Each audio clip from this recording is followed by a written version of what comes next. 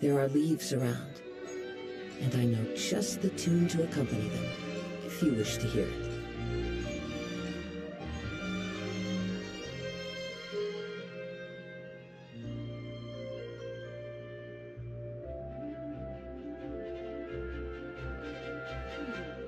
Do we have anyone doing maintenance on this? Into the wind!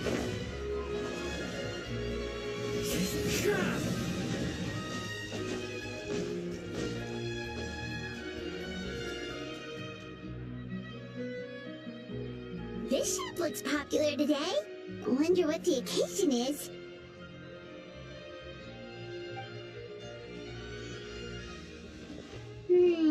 Butterfly Dew Cosmetics now on sale. Huh, looks like it. Oh, Seedween's here too! Hey there, Seedween!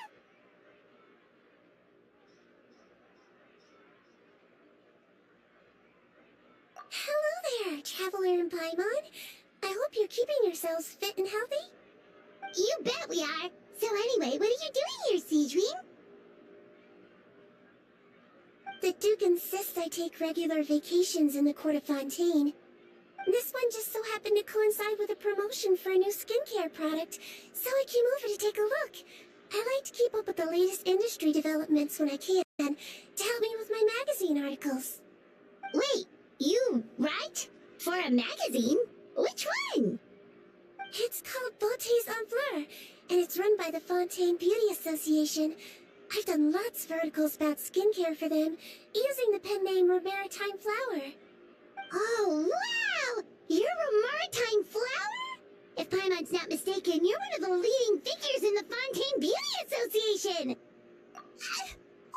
What's so weird about that? Everyone loves beauty! I really like this role.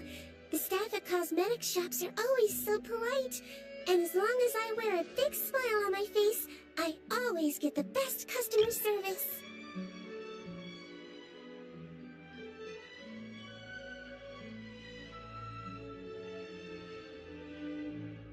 Well, they sure don't want to make an enemy of the Maritime Flower. Obviously, it's because of Seedween's love for beauty. Still a leader of the Beauty Association? That's incredible. The truth is, I study this field because I cherish my own appearance. It has nothing to do with being beautiful or not. Oh, the words of a master beautician defy comprehension! Oh, wait, you're saying that natural beauty is the highest form of beauty, right? Not really. Actually, Melusine aesthetics are very different from human ones. We don't view humans based on their appearance.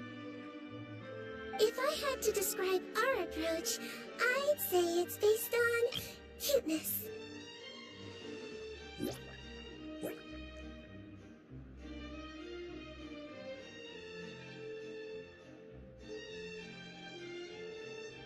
Oh, really? Yep. Still, I really value my current appearance, and in the process of taking care of it, I've ended up learning quite a lot about skincare and stuff. It turns out, my knowledge and experience is pretty popular with beauty product lovers. It came as a big surprise to me, though. Oh, Paimon gets it now.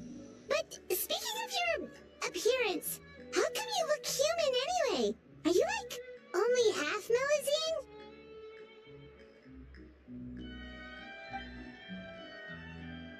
Ooh, wait, sorry. That was probably really offensive, wasn't it? No, I don't mind. I'm not mixed, though. I made a decision to turn myself into this form a very long time ago. If you're interested, I could tell you the story. A shape-shifting story? Oh, heck yeah, of course we're interested! Once upon a time...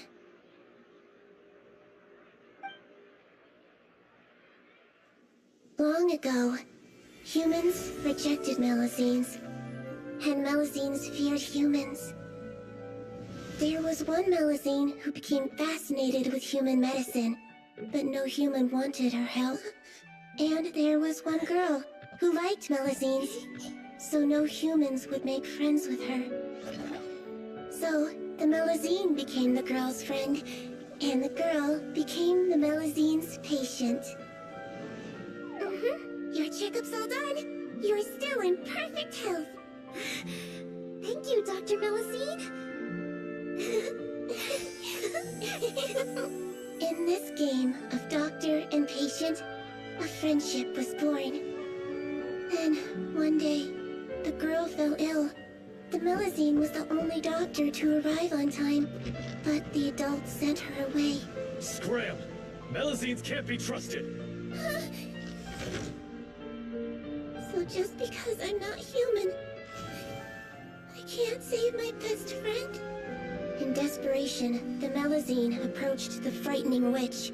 She begged and begged until she got a reply. If you take this potion, concocted of sin, you will gain a human face and grow human limbs. But then, you will lose everything that attracted this friend of yours to you in the first place. Can you accept that? The Melusine did not hesitate for very long.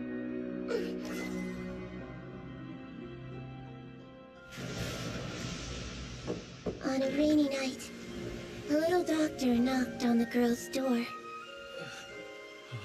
The doctor wore a hood and raincoat, maybe to protect her from the rain, but maybe also to hide a secret. The little doctor held the girl's hand and treated her illness, just as she had so many times before.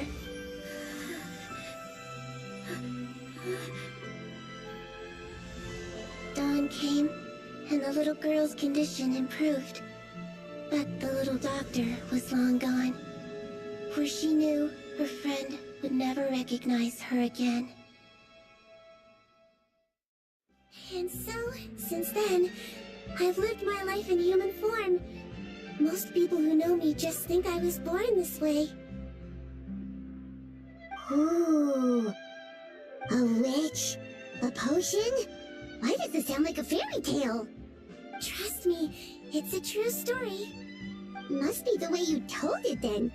It just sounds so... Yeah, not every Melusine would take human form to save their human friend. That must have been a huge decision. Treating patients is a doctor's duty. We must always find a way, even when the going gets tough. Ugh. It's so crazy that they turned you away just because you were a Melusine, especially when their daughter was so sick. Well, sometimes appearance can be a real barrier. But that was a long time ago. I like how I look now anyway. Paimon too! You're super cute this way. Attention customers! Thank you all for waiting. Now, on behalf of our skincare partner, I'm delighted to announce that our exciting new product is now officially on sale. Well, there we go. Let's have a look, shall we? Oh, Paimon, if you want to buy any skincare products, I'll be happy to give you some suggestions. Really? Personal advice right from a leader of the Fontaine Beauty Association? What an honor! Allow me to introduce our newest skin lotion, Butterfly Dew. I'm sure many of you have already read about this product's trials in the newspapers. To say that it improves skin quality is an understatement. This product gets its name from the way it transforms your skin and makes it glow anew, like a butterfly emerging from its chrysalis and spreading its wings for the first time. We are thrilled to have the inventor of this fantastic product with us here today. Please welcome Mr. Rawat, a researcher from the Fontaine Research Institute. Now, without further ado, I'll hand over to Mr. Rawat to tell you all about what Butterfly Dew can do for you. Thank you. Hello everyone, I'm Rawat, and I developed Butterfly Dew. Wow, what a looker. He's a researcher? Wow, he's really challenging the stereotype. It seems that everyone is surprised by my entrance. Or should I say, my appearance. I'm well aware that researchers are generally better known for their brains than their dashing good looks. In that regard, I do believe I break the mold somewhat. Of course, appearance is a skin-deep way of defining a person. And yet one's appearance can be a very real set of shackles, holding a person back in their life. It can rob a young person of their self-confidence when applying for a job, dissuade a young lady from approaching the one she loves. Our actions are at the mercy of our appearance, and we slowly become the very person that the outside world sees us as. But what if I told you that those shackles can be broken? If our appearance prevents us from changing, then let us first change our appearance itself. Wash away moles, birthmarks, and wrinkles, and they can no longer rob us of our confidence. Replace them with luster and radiance, and we shall never again hang our heads in shame. That is why Butterfly Dew exists. Its mission is to allow us to shed our pupae, undergo a complete metamorphosis, and embrace a new life. Well, whether it actually works or not, after that speech, Paimon's already sold. Mr. Rawat, could I ask if you've used this product yourself? Of course, I tried it many times while I was testing it. You can consider me a product ambassador. Wow, then it's sure to work. Still, I don't expect to convince you just by blowing my own trumpet. So, could I get a volunteer from the audience to try it out? Oh, Paimon volunteers!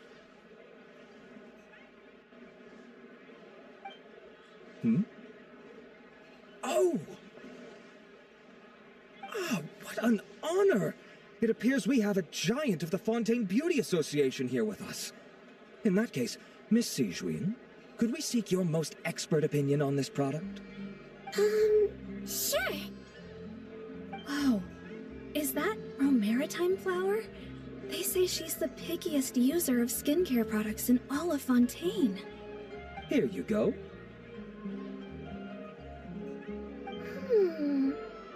Well, it's very kind to the skin, and the absorption rate is high.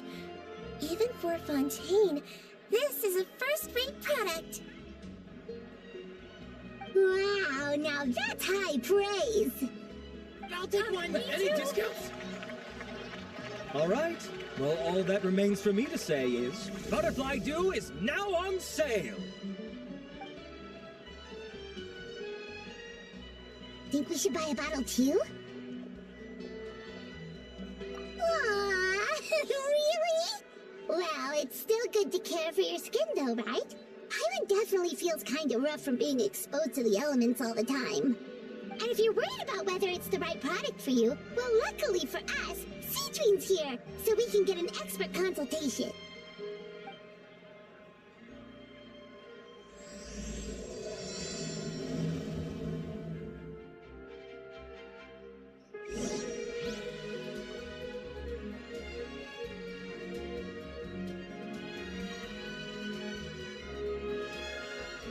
The wind knows me.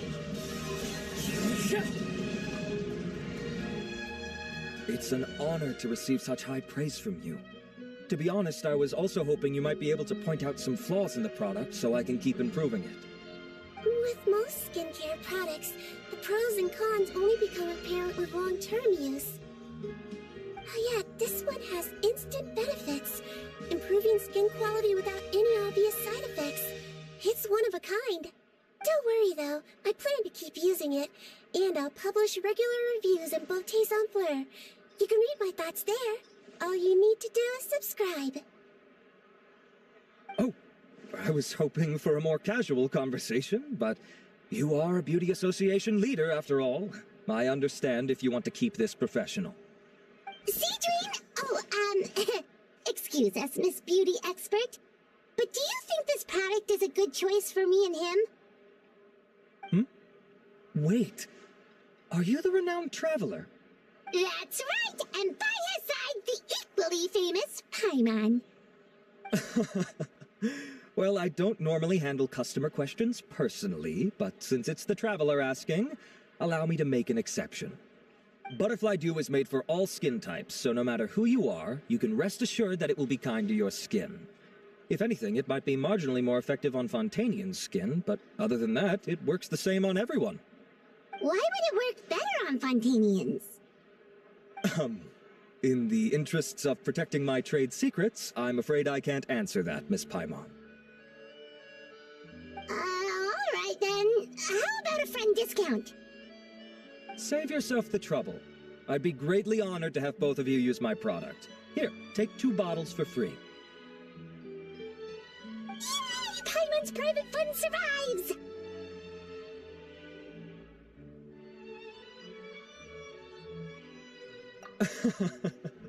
I can see why you might think that, but please don't misunderstand. This gift is simply a token of my esteem. There's no business motivation behind it. To me, finding new customers for Butterfly Dew is about meeting kindred spirits, fellow admirers of physical beauty. I consider it a labor of love. Admirers of physical beauty? Eesh, that's embarrassing to say out loud. It sounds so shallow. It's nothing to be ashamed of, Miss Paimon. Most people claim to desire inner virtue, but it's still physical appearance that turns their heads. This is a fact of life. It's only natural for people to desire to become beautiful. And that's exactly what inspired me to choose this research direction in the first place. You're right. Everyone loves beauty, don't they? Look at the time. My apologies, but I have other things to attend to. I'll leave you with these 2 bottles of Butterfly Dew, and I look forward to seeing you again. Paimon, I'd say there's no need for you and the Traveler to use this product for now. Why? Is there a problem with it? The quality is fine. I just think there's room for improvement. I think I could add some ingredients to the mix to make it more effective. Really? Then why didn't you tell Rawat about that? Researchers are a very special breed of human. You can point out their flaws to their face and they won't mind very much. But if you tell them that someone else could do a better job, ooh, now that'll make them really upset. If I'd mentioned it, he probably wouldn't have given you those 2 bottles for free. Ah, fair enough, that makes sense.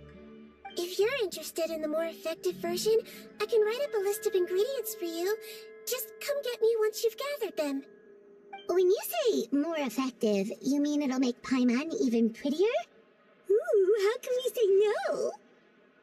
As for me, it's probably time I got back to the Fortress of Maripede. I mustn't leave the infirmary unattended for too long. Alright, see you there then!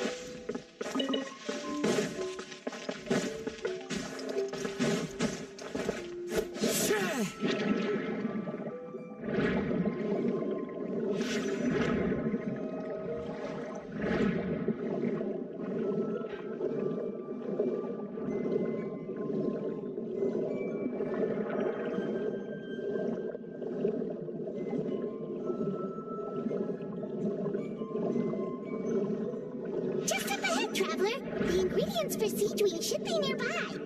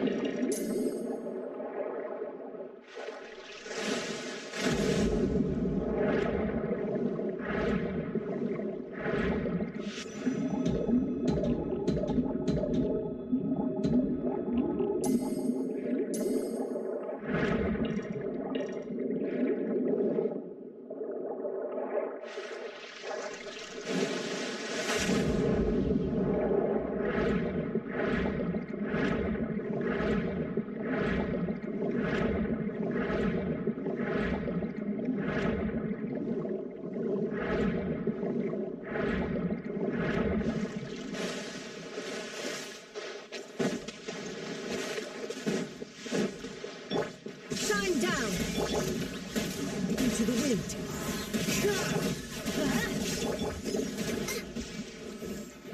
As one with wind and cloud. Illusion shattered. One with nature.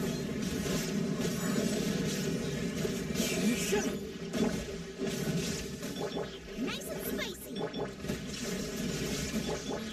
Into the wind. Great! That's everything! Let's head to the Fortress of Millipede.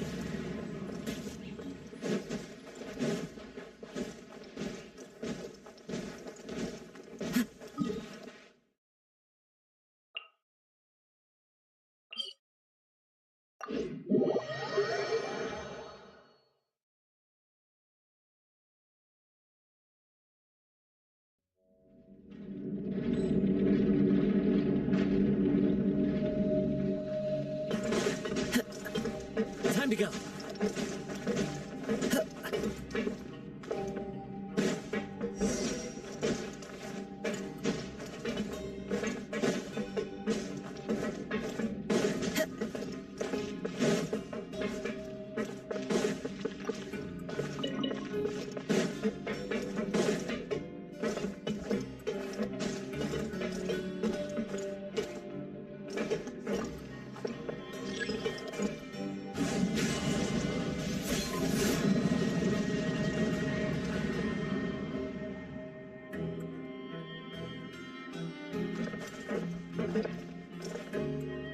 One with nature.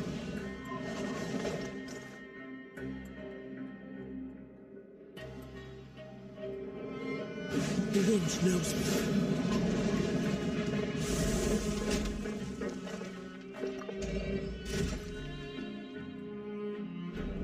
Into the wind.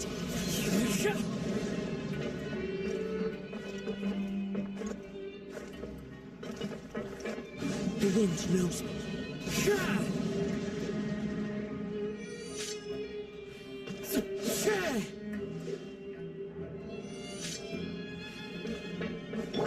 There is no escape.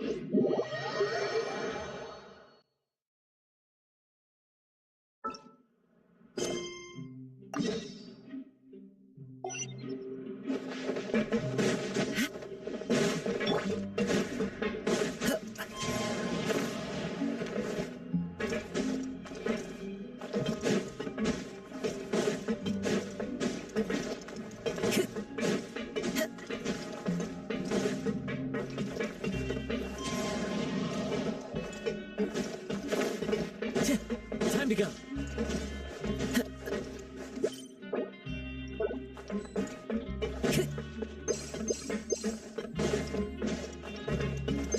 Time to go. Whoa, the infirmary is packed. Please, you have have to believe me. I saw it with my own eyes last night. Another me. He looked exactly like me. Got it? Okay. I've written down everything you told me. Now, I have a few tests to run. Take a deep breath, and don't worry. It's nothing to be nervous about. First, which finger am I holding up? Your index finger, but I'm telling you, my mental state is fine. I'm not crazy. Very good. Now, on to the next. Hey there, Your Grace. It's been a while, huh? Ah, it's you two. Indeed it has. I would offer you some tea, but I'm afraid the timing is unfortunate. Duty calls. No worries. Actually, we were looking for Seedween. Do you, know what all of this is about? This inmate came running to the guards in a panic, claiming to have seen his exact doppelganger. A doppelganger? Doesn't that just mean someone else kinda looks like him? And that's what I thought when the report first reached my desk. But we've inspected our records. No one even vaguely resembles him. Considering how certain he is of what he saw, I can only surmise that he's having some mental issues. So I brought him for a medical evaluation. All right, very good. Take a sip of water and rest for a bit. Evaluation complete. I couldn't find any symptoms pointing to a physical condition. I see. So do you still believe there's more likely to be an issue with his mind than his body? I have to assume so for now. Psychological issues are more difficult to detect. At this stage, we can at least confirm that he is in command of his cognitive faculties. The rumor mill will go crazy if word of this gets out. Guards, take him to the ward for a period of observation. The Marechaussee Phantom has requested my cooperation on the case, otherwise I'd deal with this myself. Sorry for the trouble, head nurse, but I'll have to leave this to you. No problem, Your Grace. I'll add him to my observation list. By the way, we have a couple of guests here who've made the trip just to see you. I imagine it must be important. You probably won't need to add them to your observation list, though. Oh, Traveler! Paimon, it's you! Hey there, Seedween! It's actually not that important, but... I'll be in my office if you desperately need me. Goodbye for now. Okay, bye-bye! So, Seedween... Would you mind waiting for just a moment? I have another patient to see. Just find an empty bed and take a seat. I won't be long. Oh, sure! Seedween, we've brought him. And he seems to have taken a turn for the worse again. Okay, don't panic. Let's start by sitting him down here. Paimon had no idea how busy it can get for Seedween. Maybe now's not the time to ask for her help with skincare. Good point. Besides, it might actually be interesting to observe her at work. This could hurt, so I suggest you take a deep breath first. Did his face melt? What happened to him? It's anyone's guess. His face melted off shortly after arriving at the fortress. But since he's a serious offender, he can't be allowed out for medical treatment. Best we can do for now is ask the head nurse to give him something to manage the symptoms. This is gonna be awkward. We still need to bring him to the Marechaussee Phantom for questioning. What if he scares them half to death? Will that be our fault? The Marechaussee Phantom? Does this have something to do with the case Risley's dealing with? Yep, it was a huge case. They bagged a few dozen crooks in one fell swoop. And this guy's the baddest apple of the bunch. He harmed countless people. And now, it looks like it's all finally catching up with him. You done gawking? Not yet. I need to check the severity of your ulcers to decide the right dosage. Don't worry. We Melazines have a very different sense of aesthetics from humans. To me, he just looked like a little kitty with slightly scruffy fur, but still just as cute. Don't patronize me. Do I look like a kid to you? Just give me the meds and let me out of here. I already missed my cell. Hey, lose the attitude. You dare talk back to our head nurse like that again, your days are numbered. Oh, it's fine. Okay, I'm going to apply the medication now. Tell me if it hurts, all right? Look how nice Seedween's being. And he still talks to her like that? What a nasty piece of work. Can I leave now?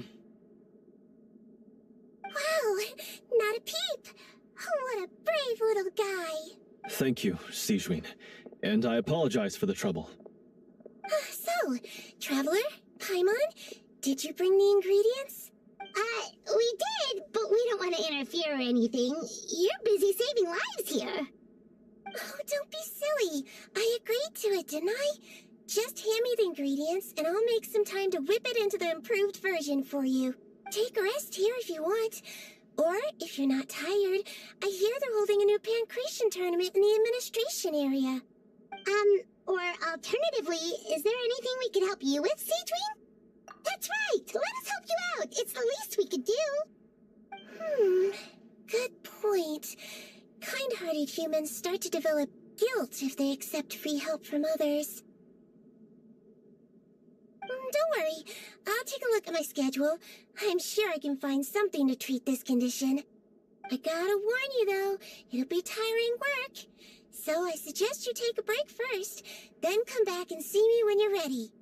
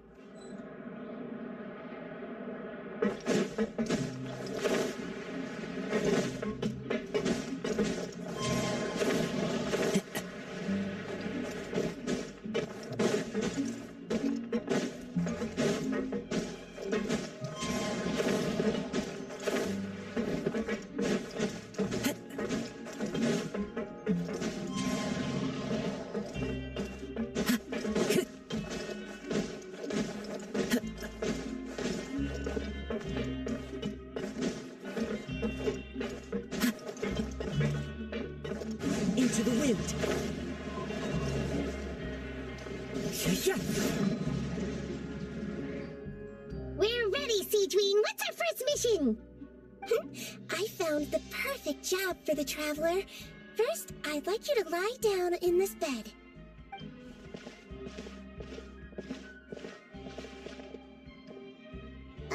What for? I need you to pretend to be sick. What? Oh, is it that difficult? I thought you did a pretty good job last time. Oh, so you knew. I sure did. He was way more interesting than the usual malingering inmates, and you played along very well, Paimon. I observed you two for quite a while after that. Well, this is awkward. But why do you need us to do it again now? No time to explain. My next patient will be here any second. Please just do as I say. You can, pretend like you've got a nasty headache, and throw in some dry heaving for good measure. Okay.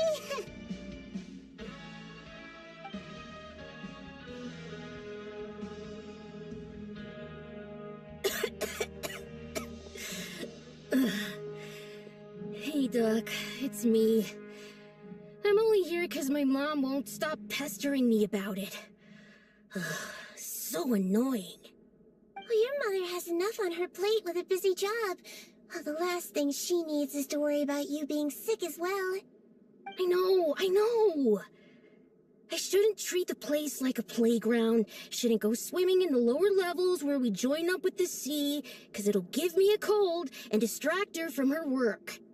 I thought I'd be able to have some fun here at the fortress for a few days, but it's always, don't do this and don't do that. All right, sit yourself down and I'll take your temperature. Your fever still hasn't gone down. Well, here's your medicine. 1 cup for starters, and we'll see if it helps. But Doc, it's so bitter. Do I really have to drink it? I mean, I'll be fine, right? I've got an uncle who caught a cold. His fever went away on its own after a couple days. Can't you just write me a note saying I'm on the mend? I just need something to keep my mom off my case. I sure can. You're a very brave boy, after all. Huh? Brave? What makes you say that? Well, if you want to rely on your own immune system to clear up your fever, then you'll have to tough it out like this guy.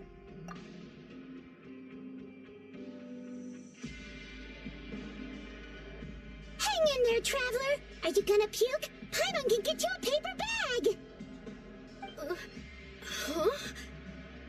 As long as you're tough enough to get through the nausea and dizziness caused by the high fever, you'll be right as rain after just a few days' rest. And if I'm not tough enough? Hey! Wake up! Wake up! Put it this way.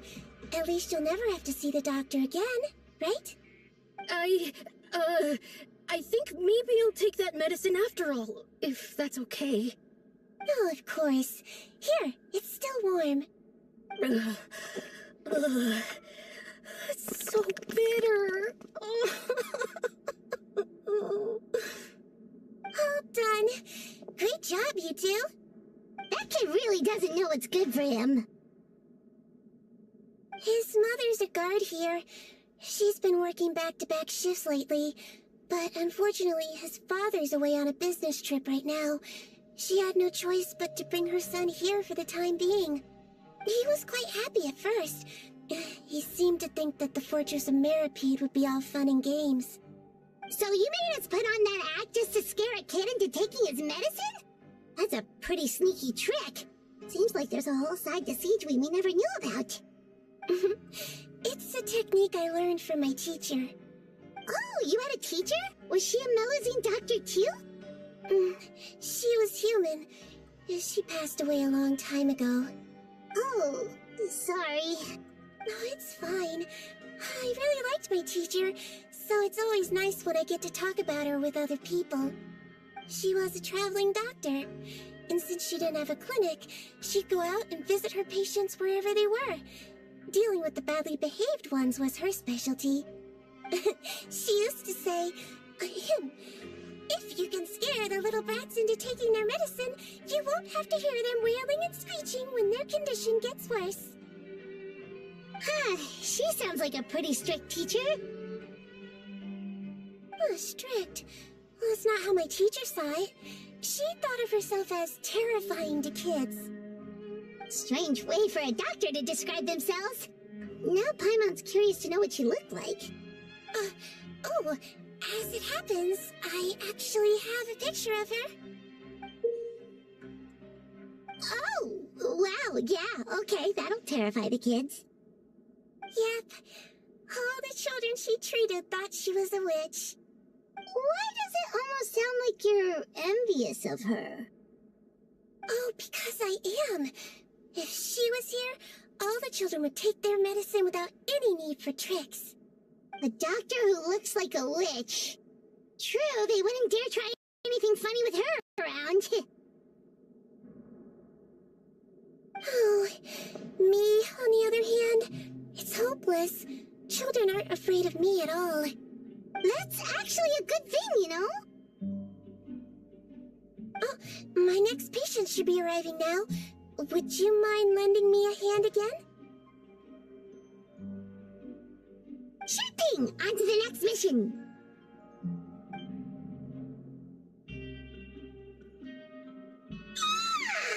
Is it nighttime already? That flew by. You really have a busy job, Seedween. Well, thanks to you two, it was much easier today.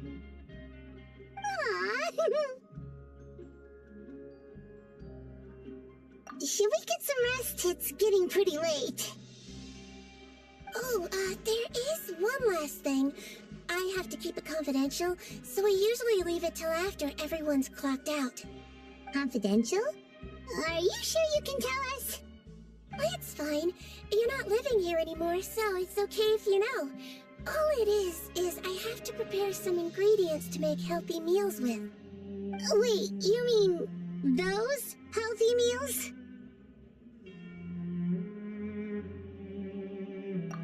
My patients refuse to eat any healthy meals I prepare in front of them, so I have to prep the ingredients in secret, then let the chef at the coupon cafeteria handle the rest. Considering even the chef's version makes people uneasy, it really makes you wonder what's in it. You want to find out? I can teach you how to make it. That way, if you ever suffer from exhaustion on your future travels, you can prepare a healthy meal for yourself. It's really good for you, you know. Sure? Guess we can help out one more time.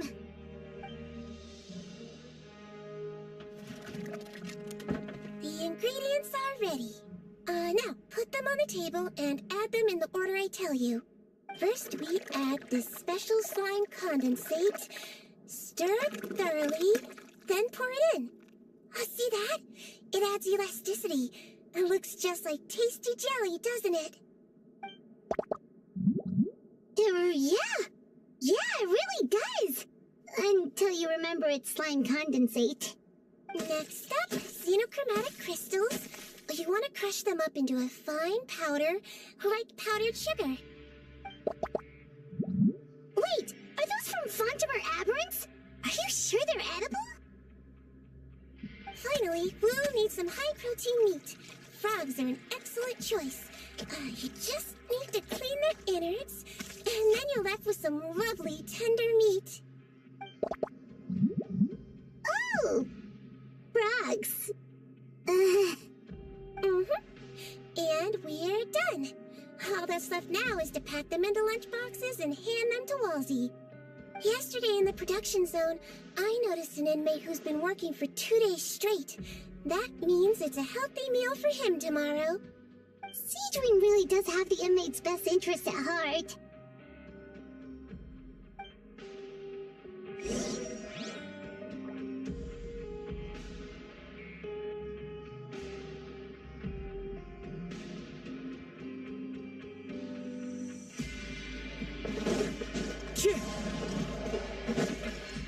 go.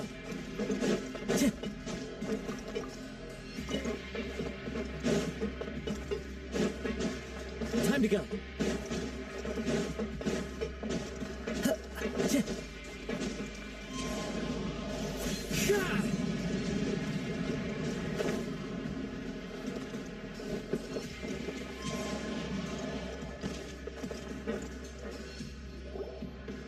Ah, head nurse. Got some extras for me? Just the one today. The serial number's on the lid. Sounds good. I'll make sure it gets delivered.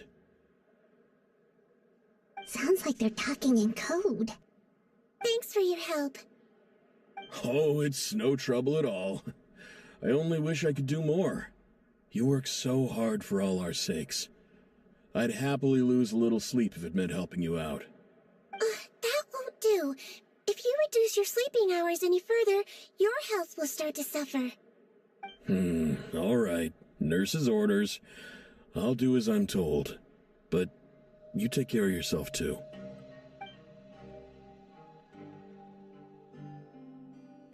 Well, I'm done with work for today. Thanks for helping out, you two.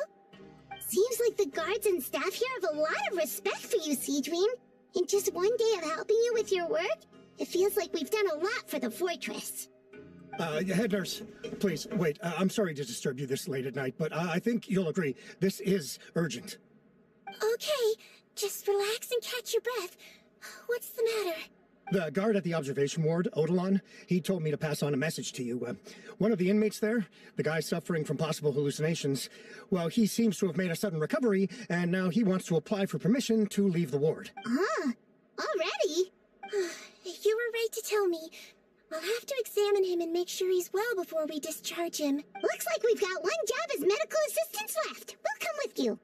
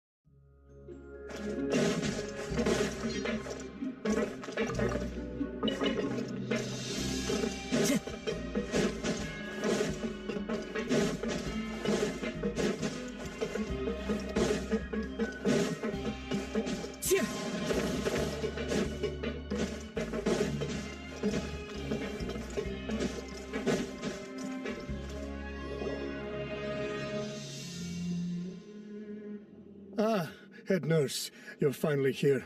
I'm so sorry for all the trouble I've caused you, but I believe I have now made a full recovery. After giving it some thought, I'm sure that I was probably just seeing things. Stress-related, I imagine. I'd been working long hours, so I definitely wasn't in the best state of mind. I totally understand. Still, I have to give you an examination before I can discharge you, okay? So, take a deep breath and don't be nervous. It'll be the exact same procedure as we did this morning. We can start whenever you're ready. Again, so sorry. I was in such a state this morning, I barely recall anything. Would you mind taking me through it again? Oh, not at all. It's a lot to remember. First up, we have a little cognitive test. Just concentrate and you'll be fine. To start with, which finger am I holding up? Your pinky.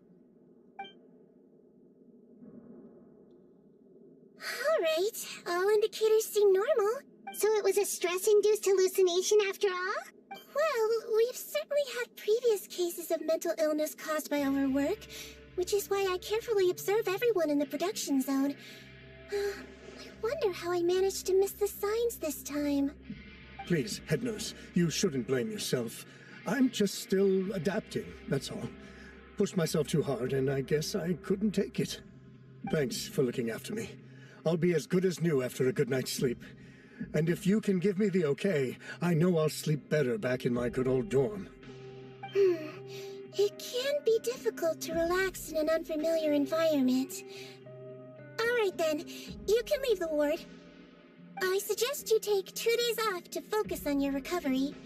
I'll take you off the observation list for now, so you're officially discharged.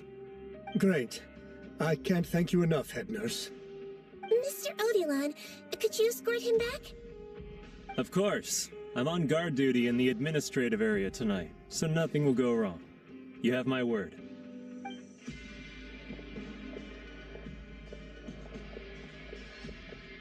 Guess you're finally done for the day now, huh? Yep.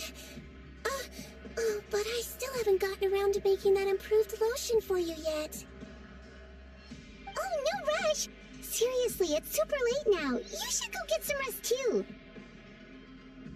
Well, tomorrow it is then. Good night, Traveler. Good night, Paimon. Hope you sleep well. Oh, don't you worry. We will. After a productive day of work, we're both gonna sleep like a log. Yeah, sleep tight, Seedream. See you tomorrow.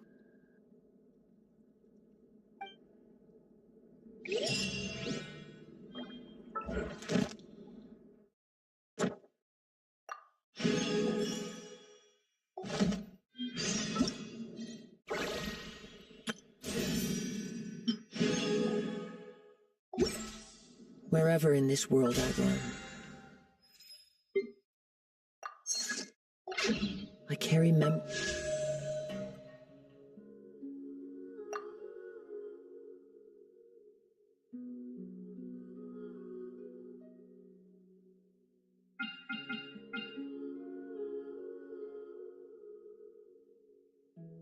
of my home, this blade.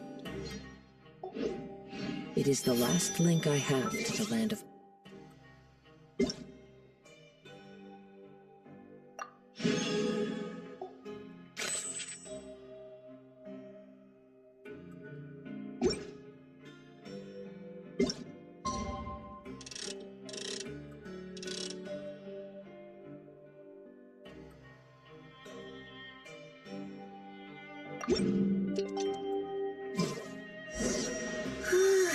Paimon really did sleep like a log. Let's go find Seedream.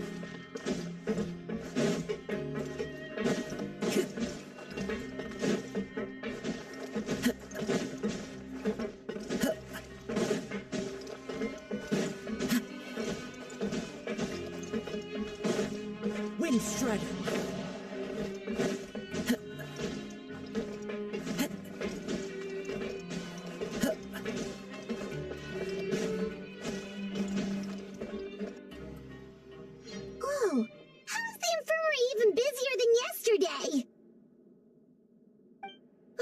Good morning, Traveler and Paimon. I have a few people here for a checkup, so you might need to wait for a while. No problem. Anything we can do to help? There's a bit of a complicated situation here. I'm still getting to the bottom of it myself. You have to believe me. I'm telling the truth. You're in a medical facility. Keep it down. Please, listen to me. I'm not Gascon. I'm Uwe. You're a horrible liar, you know that? We get all your mugshots with our arrest warrants. It's clear as day that you're Gascon. You mean because of the way I look? I don't know what happened. I just woke up like this. Then you guys dragged me in here for an interrogation. I brought you here to figure out what's going on. If you truly are the victim of an injustice, yelling isn't going to achieve anything. At most, it'll delay your vindication. All right. I get it. This is nuts. Yesterday's interrogations went fine, and now this. Morning, Your Grace. What's going on?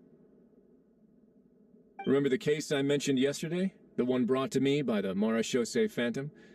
Well, we've been questioning the inmates involved this morning. Every single one of them is claiming mistaken identity. Huh. That's even weirder than what that guy was saying yesterday. The thing is, none of them have been able to provide any evidence whatsoever to support their claims. Questioning them further got us nowhere, so for now, we've brought them to the infirmary. And we thought yesterday was as busy as it got for Siegeween. We've compiled their statements. Have a look. Perhaps there's something we missed.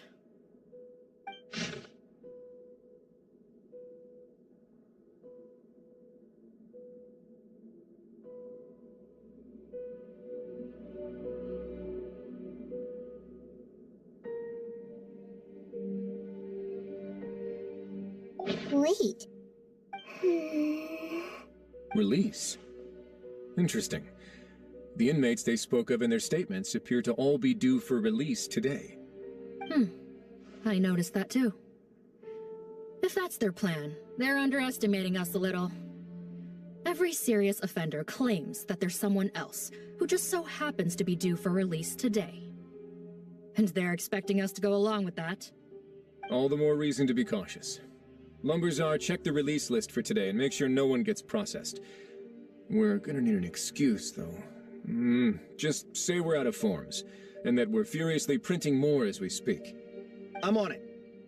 It's conceivable that our group of serious offenders somehow found a way to switch places with inmates who are about to be released, so they can walk out right under our noses. We did consider that possibility. But I mean, just look at them. They match the warrants, period. How could there have been a switch? Only if they're dead ringers for the inmates due for release, I suppose. I gave you that name list yesterday to assist in your investigation. Did that help? Yes, the inmates' mugshots were attached to the list. The first thing I did was check for lookalikes, and I didn't find any. The only other thing that stands out to me is that their voices sound a little different today. But it's not exactly hard to put on a fake voice. Oh, really? What does our head nurse make of all of this? Give me a moment. I think I have a way to confirm whether there's been a switch. I know, it's not time to change your dressing yet, but please bear with me. Huh? Isn't that the guy from yesterday? This should be Honore. He has very severe facial ulcers, which require an operation in the hospital at the Court of Fontaine. I authorized him to leave the fortress for medical treatment under guarded escort. Yes, like I told you. I'm not Putton. I'm Honore. So there has been a swap. Well, I can see what happened in Potton's case, but how do you explain the other inmates? You're not telling me their souls switched bodies. No, I believe it was their faces that got switched. The method is a bit like replacing a tooth. Take the bad tooth out, put a false one in. And actually, I think I can prove it to you. Traveler, Paimon, do you remember Eric from the other day? Yeah, sure do. Then you can be my witnesses. To start with, please fetch the inmate who claims to be Eric.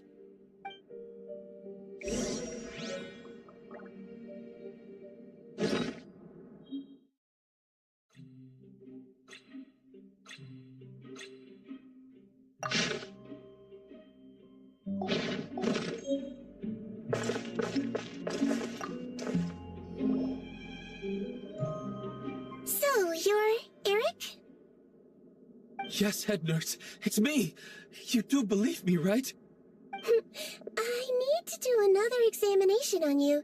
Same procedure as yesterday. All right. It's the cognition test first, right? So I need to concentrate. Now, try to recall if you can. The last time we did this test, which finger did I hold up? I believe it was your index finger. But that means... Huh? So, basically, last night, the Eric who said he saw another him suddenly recovered and applied to leave the observation ward. Siegeween did another test before letting him leave, but that time, she held up her pinky finger.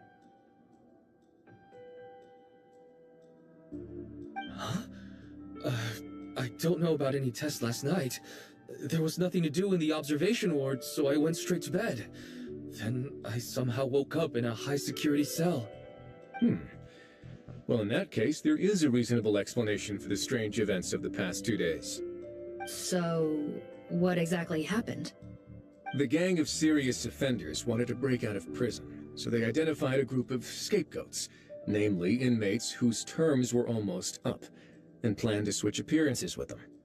Last night, when Odilon was on duty, they ambushed him and had one of their group switch appearances with him using their face-swapping method. That allowed them to avoid scrutiny from the other guards. Then, once all the other inmates were asleep, Odilon spent his night shift carrying out the remainder of their switcheroo plan. However, they made one mistake. Henri changed his appearance to match Eric's earlier than he should have done, and ended up being spotted by the real Eric. Real Eric came to the guards for help, but we didn't know then what we know now. So we put it down to hallucination and sent him to the observation ward. However, since one of the gang members was posing as a guard, they simply changed real Eric's appearance and had their Eric take his place, muddying the waters even further. Right, because I put Eric on the observation list by then, and no inmates on that list can be processed for departure until I've discharged them. Hence why the imposters had to pull that little stunt to get fake Eric off the list. Yeah, it all makes sense now! The Duke cracked the case! Well, I can't fault the reasoning. But I'm afraid that we ruled out the possibility of face switching very early on in this process. Criminals altering their facial appearance to commit crimes is nothing new. In fact, one of the explicit duties of the Malazines in the Marechaussee Phantom is to identify criminals in disguise. We carefully examined all the suspects, and there is no evidence that any means of disguise were used in this. Well then, how do we explain all this? Well, so far, it seems more likely that the gang stole documentation belonging to the inmates due for release, and are using that to commit identity fraud. Actually, there is a potion that can completely change someone's appearance. If they use that, even a Melazine wouldn't be able to detect it. A shape-shifting potion? Forgive me, head nurse, but this is the first time I'm hearing about it. If such a potion truly existed, it would jeopardize our entire investigative process at the Marechaussee Phantom. Are you certain of this? Yes, I am. But... Please, trust me in my professional opinion as an experienced clinician. At the same time, without any solid evidence, it's pure speculation. If we can round up all the inmates suspected of switching places, then have a little talk with both sides, we might just get our answer. Yep, let's do that. Okay. Well, it was our negligence that meant we had to come and conduct these post-internment interrogations. And I know it's put you out. We'll do it your way. Your Grace, bad news. I paused the releases like you asked, but we were too late. A bunch of people already got processed 2 hours ago. I checked the list, and sure enough, it's all the people who gave statements. 2 hours ago? That's before today's interrogations began. They had this all planned out. So there really was a switch after all. They really pulled the wool over our eyes on this one. We should be able to catch up with them if we leave now, right? Not if that potion is real. They can just switch faces again after leaving the fortress. And if the Marechaussee's Melazines can't even spot them, we wouldn't know where to start searching. Yikes! So we're at a complete dead end!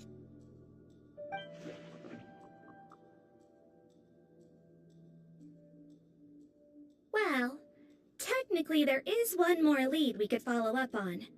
We were only able to arrest this gang thanks to the help of a researcher from the Fontaine Research Institute. I believe his name is Rawat. Oh? Rawat? Isn't that the handsome guy we met at that skincare promotion? Handsome? Maybe from a human point of view. I just remember that he specialized in potions. One of the crimes this gang is charged with is the manufacture and sale of illicit drugs. According to Mr. Rawat, they appear to have stolen technology he developed through his research and used it in their operation. At first, he thought it was a typical case of intellectual property infringement, and he tried to negotiate with them. But once he discovered their criminal operation, he reported them to the authorities. Thanks to his report, we were able to swoop in and arrest them all in one go. What a hero! Bet that took courage on his part. No doubt. This is worth following up on. As the one who snitched on them, it's highly likely that Rawat will be targeted by the escapees. That aside, since he's negotiated with them in person before, there's a chance he'll have some additional information for us. Understood, Your Grace. My team and I will head to the Fontaine Research Institute right away. In the meantime, please keep an eye on the face switch victims for us. Of course. Miss Morgan, I'd like to come along and help you catch these criminals. Huh? Why's that? Well, I'm the one who discharged the fake Eric last night, so I feel partly responsible. Don't say that, head nurse. Your focus was on the inmate's health, and rightly so. We can't ask you to help with arresting criminals. That's our duty. I also have a more personal reason. Cotton is a patient of mine, and if I don't get a new batch of medicine to him in time, his condition will get much worse. Look, head nurse, I completely understand where you're coming from. But arresting criminals is dangerous business. And if anything happened to you, none of us can afford to take on that responsibility. Don't worry, I can defend myself just fine. You say that, but still... If I may, Miss Morgan, Sigewinne is the one who raised the potion hypothesis, and I'm sure she has far more expertise on the topic than your team. My suggestion would be to bring her with you. And if you really are worried for her safety, then... Ah, there you go, right on cue. Knew I could count on you.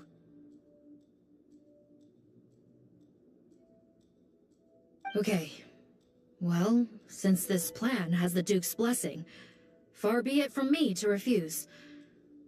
We should head off immediately. Time is of the essence.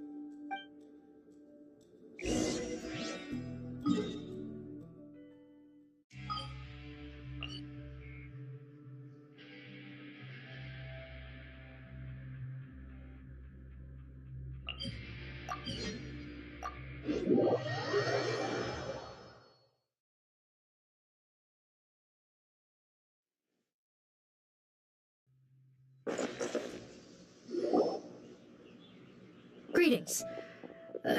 Sorry to impose, but I'm afraid we're here on urgent business, and we're gonna need you to cooperate. The Marsh is a phantom. Let me guess, you're investigating some more illegal research? Not this time, no. We're looking for a researcher. Do you know where we might find Mr. Rawat? Rawat. Oh yeah, Mr. Handsome, right? He actually doesn't work on site here very often. There's a handful of researchers in the nearby area who know him pretty well, though. You can see what they know. Just a handful? Paimon figured he'd be the most popular guy around. Well, I guess you could say he's popular, at least on a superficial level. He's blessed with good looks, so he tends to make a good first impression on people. But in all his time here at the Fontaine Research Institute, I don't think he's ever had a single deep conversation about his research with his peers. That's no way to make real friends around here.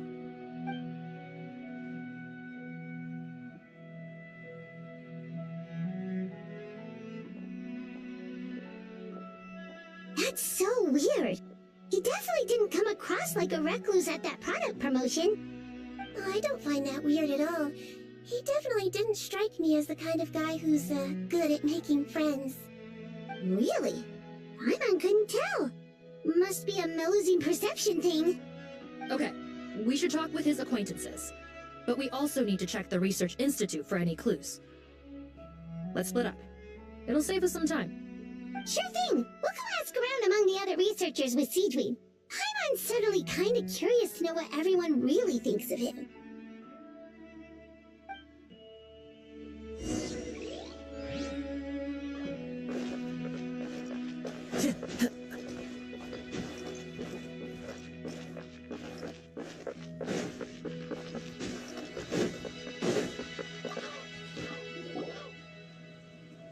Excuse us, are you Audrey? That's me. What is it? Are you close friends with Rawat? We're trying to find out where he is. Close friends? You mean because I told him I had feelings for him once? I doubt I'm the first or last at the Institute to make that mistake. Why would you single me out as a close friend? I should have known, really. Men like him, they just enjoy being surrounded by fawning women. They're not interested in a serious relationship. Okay. We were just kind of wondering if you might know where we can find him. Why would I know where he's at? I barely know him, and he probably doesn't even remember me. Ugh, this is getting annoying. Shall we go ask someone else?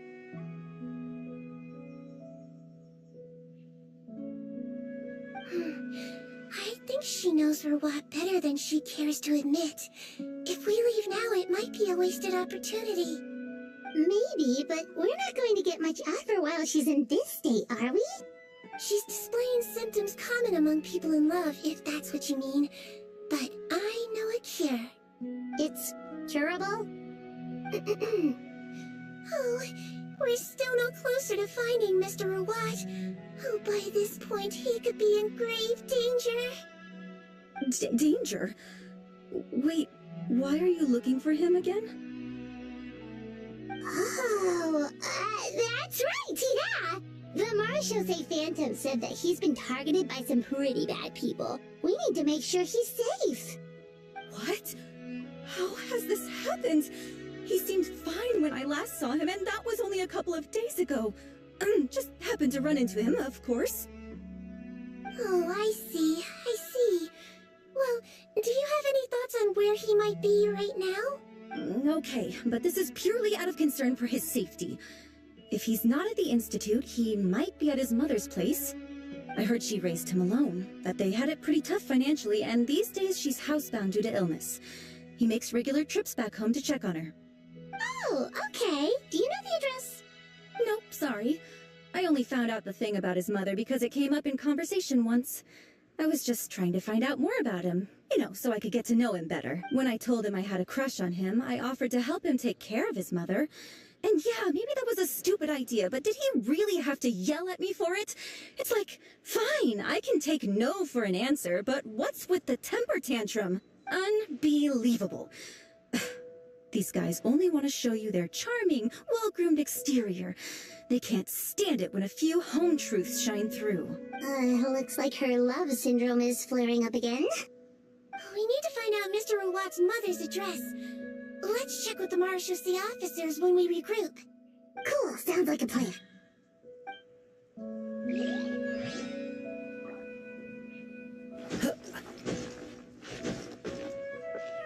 One with nature.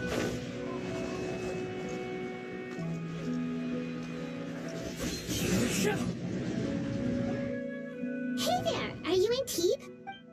What do you want? We're here to ask about Rawat.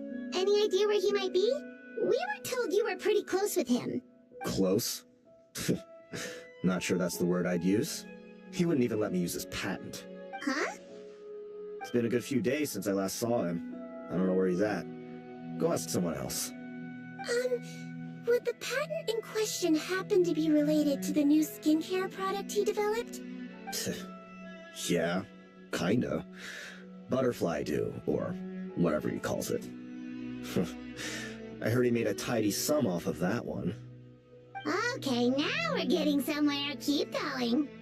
Most of the other researchers here focus on mechanics, energy, stuff like that. I get why he wouldn't be interested in having anything to do with them. But I'm studying coatings. There's a huge overlap in our areas of research. Why would he refuse to work with me? I bought his product once, and noticed it contains a unique substance that might have applications in coatings, too. If it worked out, I could probably make as much as he's making. Don't get me wrong, I had no intention of plagiarizing his work. I was hoping to get official permission to use his findings in my own research. Followed the proper procedure. It was all above board. I would have had to pay him a license fee and everything. But despite that, he turned me down not once, not twice, but 3 times. It's like he's vehemently opposed to the idea of anyone else making the kind of money he does. Huh, so is Rawat antisocial, or is this guy just jealous? Well, it doesn't look like we're gonna get any info about Rawat's whereabouts from him. Let's go. Wait, 1 second. Mr. Antib, next time you go shopping, you should buy some Buell fruits. Peel the skin, steep in water, then drink. It'll help calm your mood. Huh? Yeah. Thanks.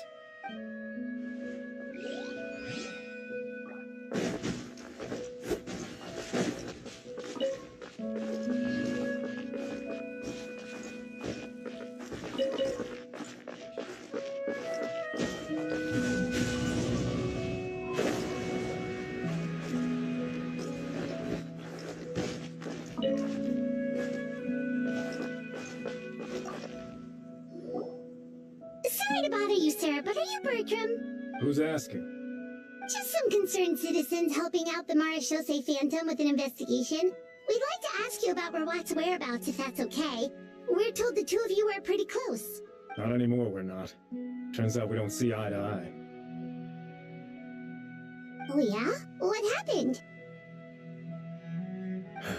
The thing about us researchers is, most of us do what we do for some sort of higher purpose. But not Rawat. All he cared about was how to commercialize his findings. He won't even let you work with him unless you sign a confidentiality agreement first. Also, he has better control over who gets which intellectual property rights. How are you supposed to get any meaningful research done working with a guy like that? Now that I've got my own technical solution for my compressor, I don't need to work with him anymore. So that's what Rawat is really like. We'd still like to know where to find him. Is that something you can help us with? Wait, Yeah, I know you. You're the head nurse at the Fortress of Meripede. Alright, then I'm happy to help you if I can. I respect the work you do. Medicine serves the highest purpose of all the sciences. Wow, turns out Cedrine's got some real clout. Thing is, I have no real way of knowing where he might be. I stopped working with him 2 months ago, and I've barely seen him since. But if you want my advice, I'd say go talk to the peddlers.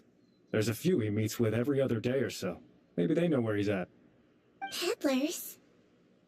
Yeah, back when I was working with him, I noticed he met with them quite often. Wouldn't surprise me if they were involved in some shady business together, because it seemed like they went out of their way to avoid discussing anything in my presence. The little I overheard was about manufacturing and selling pharmaceutical drugs. Like I said, he's all about the money. Drugs? Doesn't he work with skincare products? Do those count as drugs? Who knows? I never cared to find out. He's the Mora grubber, not me. Thank you. You've given us plenty to work with. Welcome. Goodbye, and may we both reach new heights in our scientific endeavors. Well, that's all 3 researchers. Let's head back to the meetup point.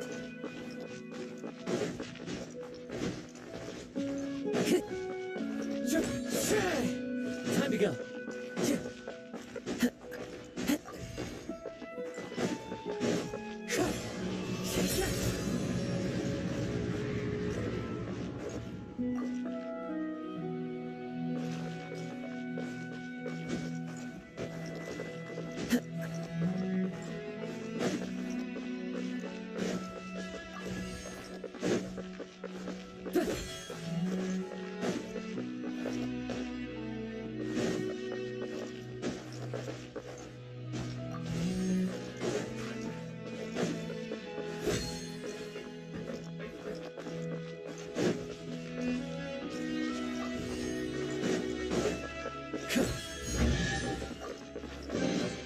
Who says there aren't benefits to a life of wandering?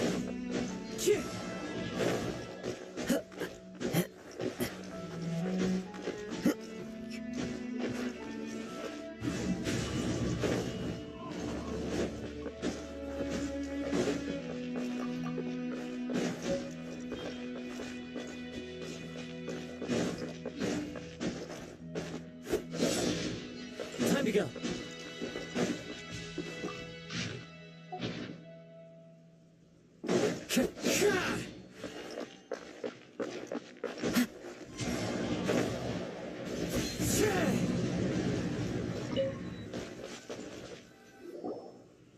You know, Paimon started out thinking Rawat was a handsome researcher with a friendly and cheerful personality.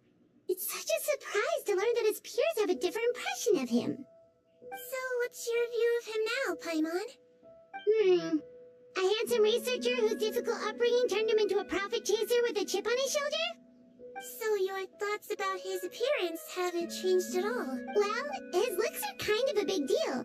At least in Paimon's opinion. How did such a handsome guy end up being so antisocial? Even with his difficult family background. It just doesn't make any sense. You can't judge a person solely based on their appearance. Head nurse. Traveler. I assume you've spoken with the researchers. What did you find out? Bertram mentioned Rawat's involvement with some pharmaceutical merchants. Do you know if he's registered any pharmaceutical brands? Since he was a whistleblower on such a huge case, I ran a background check on him. I don't remember there being any brands under his name. How strange. If he was so focused on commercializing his research and averse to sharing his technology with others, why wouldn't he have registered his own brands? Maybe he and his business partners needed to avoid public scrutiny? You think he may have colluded with the gang?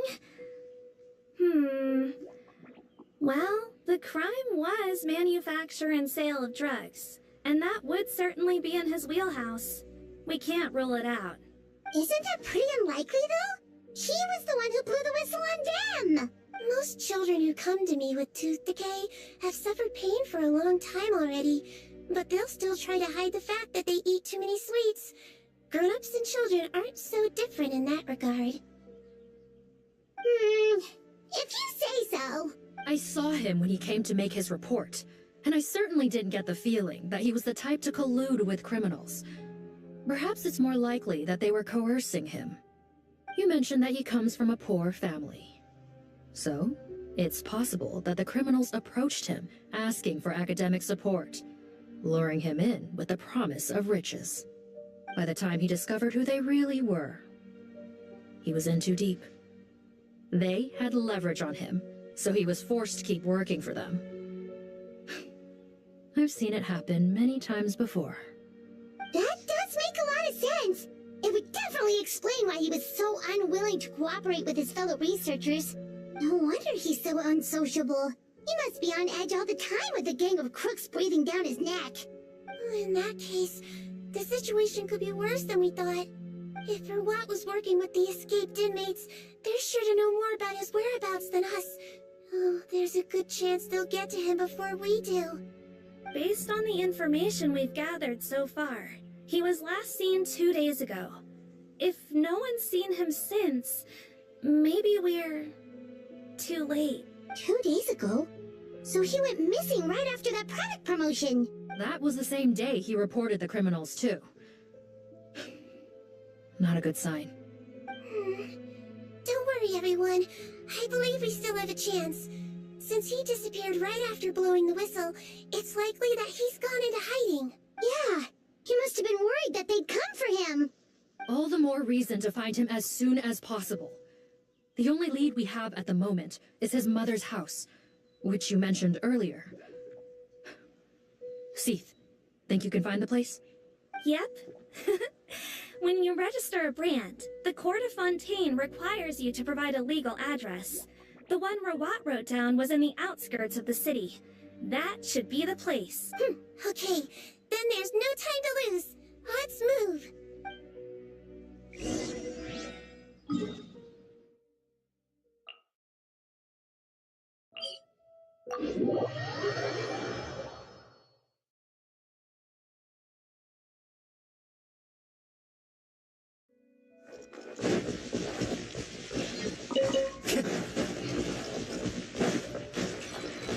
Into the wind. Illusion shattered. Let's light it up. After right, man, into the fire. Hey, One with nature.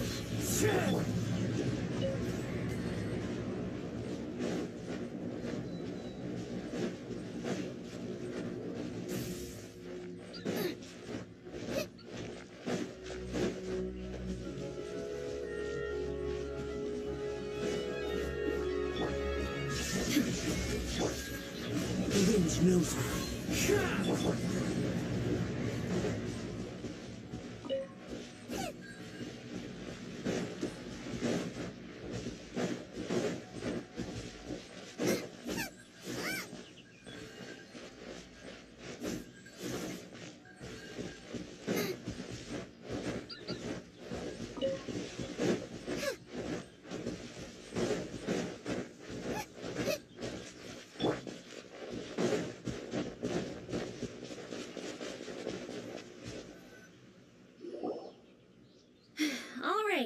This should be the house.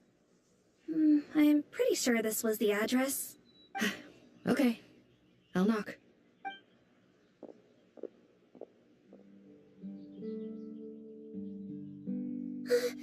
Sounds like whoever's inside has restricted mobility.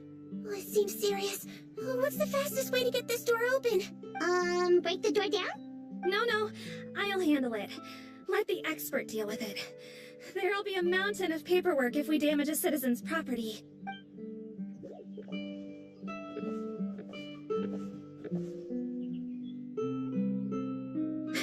Calm down. Deep breaths. Remember your training. Control your strength. And...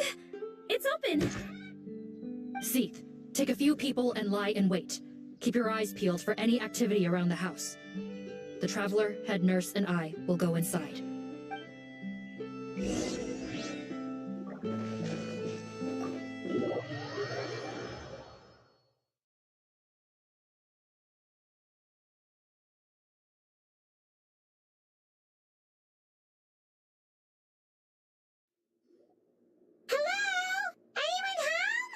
Oh, there. On the bed, there's an old lady. That's gotta be Rawat's mother, right? She doesn't look like she's in any state to be answering our questions, though. We could try, but she is very ill. We mustn't force it. Well, doesn't look like Rawat's here. She's the only one we can talk to. Yep. Allow me. Hello, ma'am. Might I ask if you're Rawat's mother? We're trying to locate him. Hard of hearing, perhaps. Does anyone have a picture of Rawat? I have one here. I'd like to show you a photo, ma'am. Is this your son? Do you know where he is? Looks like this isn't gonna work after all. Well, looks like we're out of leads. If Rawat's not here, things are looking very bad for him. Is it possible he could have avoided returning here because he knew he'd be in danger? Maybe. But if so, where do we look next? Maybe we should take another look at the Institute. Yes, so? I suggest we all return there now. We found a good amount of useful information the first time, but perhaps there's something we missed. This is our last hope. Sorry, officer, but could I stay here for a while? This patient requires some care. Of course. Traveler, stay with the head nurse. You're technically here as her assistant after all. Also, I'd like some Marechaussee members to stay as well, and keep an eye on the area. Why's that? If Rawat knows how serious his mother's condition is, he will return. Got it. Okay. I'll tell the squad members in hiding to stay put and keep a lookout. Thanks for helping me out yet again, Traveler and Paimon. No problem. But when you say her condition is serious, do you mean... Yes. She's barely clinging on to life. Oh. Let me take care of a few things first. Could you pass me the towel over there? Yeah, of course.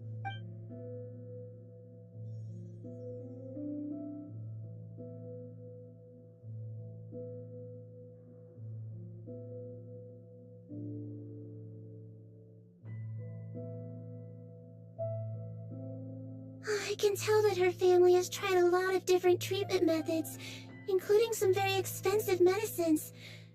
Unfortunately, her condition is so multifaceted that a recovery looks all but impossible. Seedwing. My mom bets being a nurse must be pretty tough at times like this. Yes, it makes me a little sad. In Amelizine's eyes, a human's birth, aging, sickness, and death are as much a part of natural law as sunrise and sunset. But human medicine can defy that law to some extent. In that sense, it is a science of miracles. That is why I became fascinated with it in the first place. But it was only after I truly became a doctor that I realized miracles don't always happen. Even the greatest doctors cannot cure all diseases. Seedwing. Well, don't worry about me, Paimon. A doctor's duty is not to cure all diseases, but to treat whatever ailments they can. At the very least, I can lower her fever. That way she'll suffer less, and she might even be able to see her son.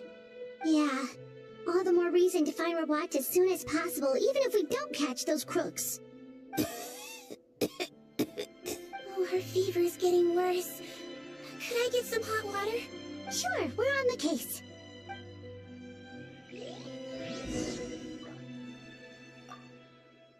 I'll take care of her.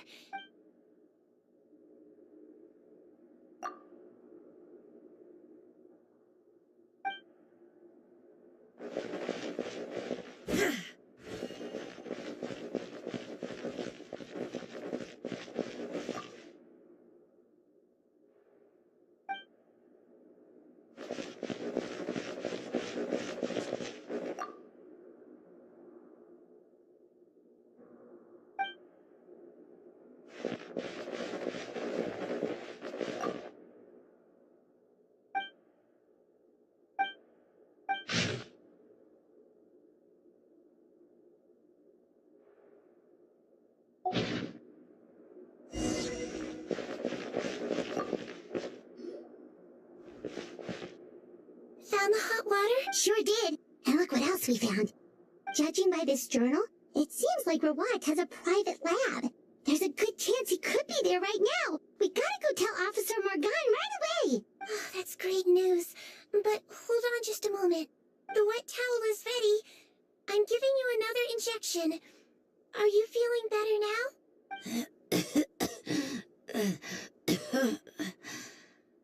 It's all right. We'll go bring him back. Please hang in there. Thank you.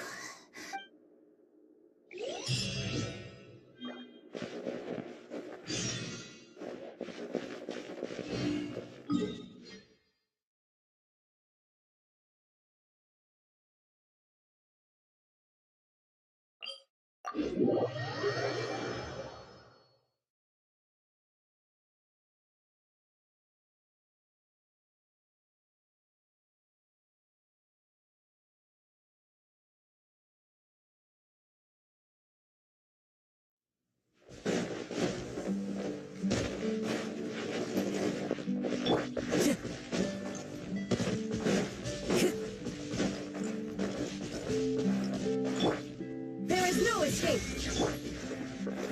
Into the wind!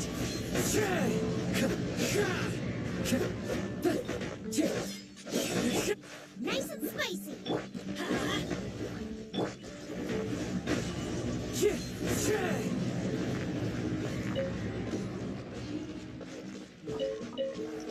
Time to go.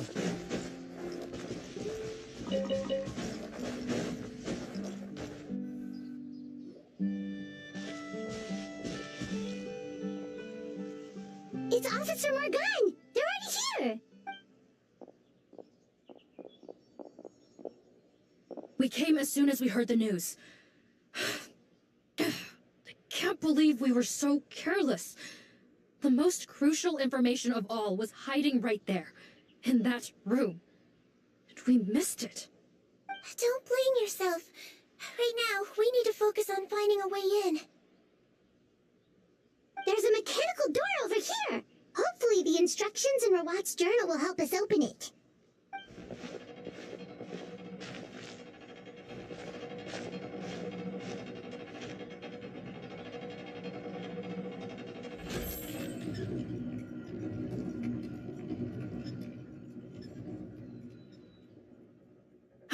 It's open. Let's go in.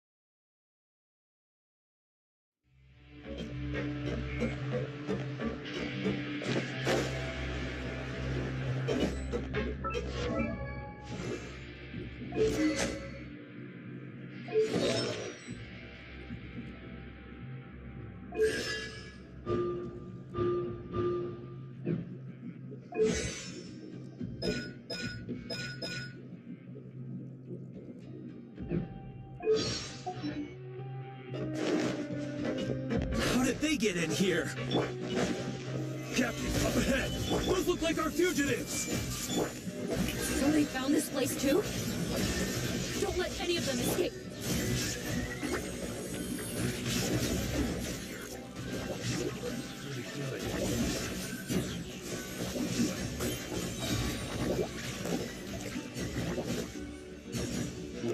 Another test subject. That's free! Don't slip and fall!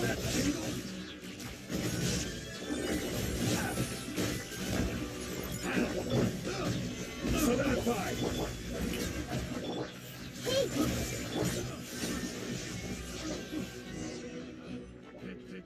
The wrong test subject.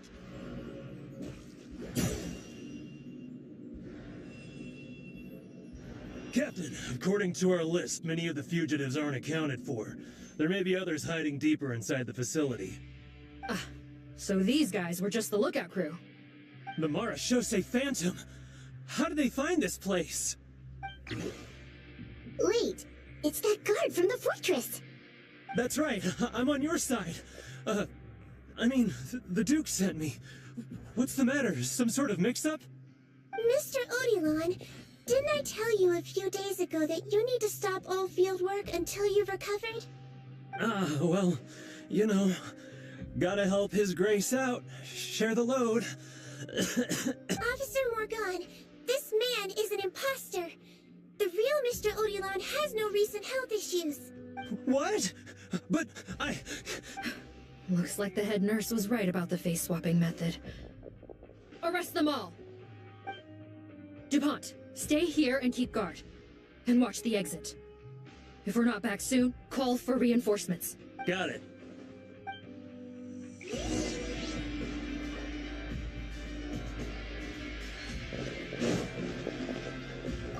Don't worry.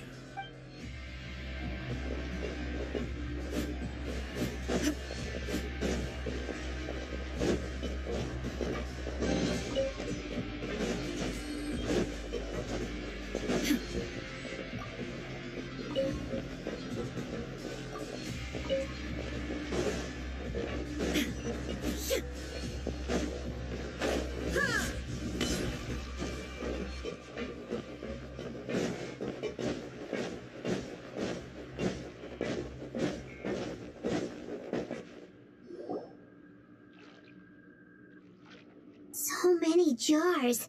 Was this some sort of production facility? The scent. It's probably the ingredients used to make butterfly dew.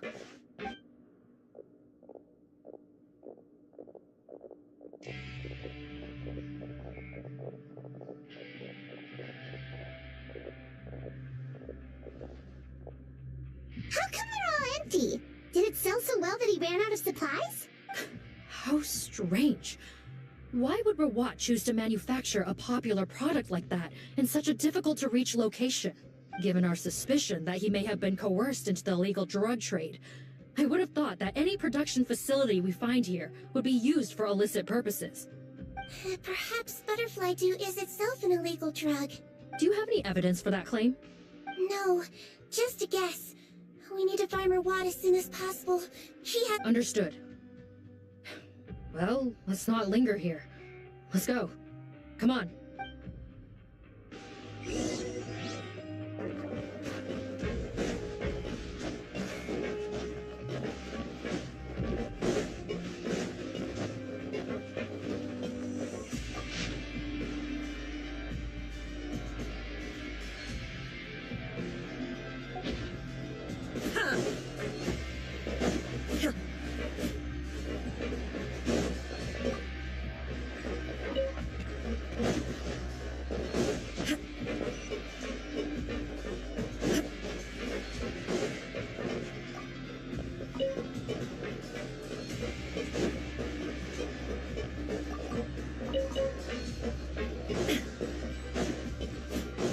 Doesn't look like we're gonna get this door open. Let's find another way around.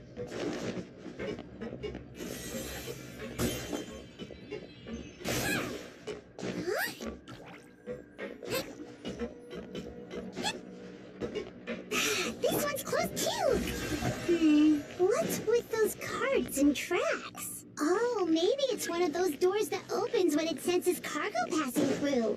There's a loaded cart right over there. Let's bring it to the door and give it a try.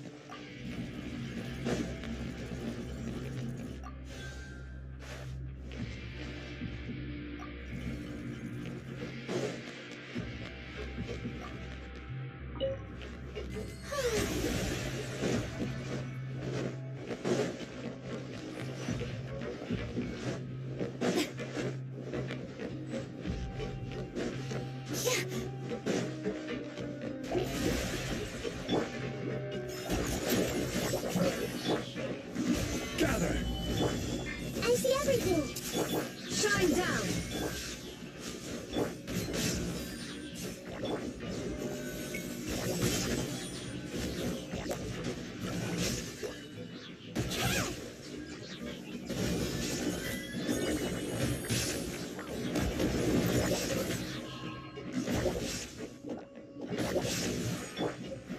Stabilize!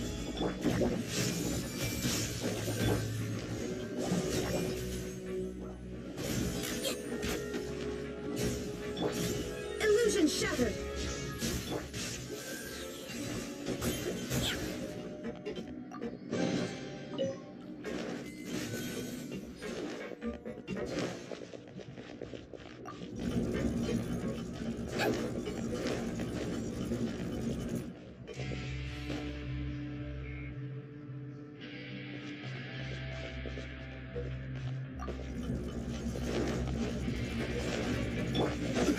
Rise!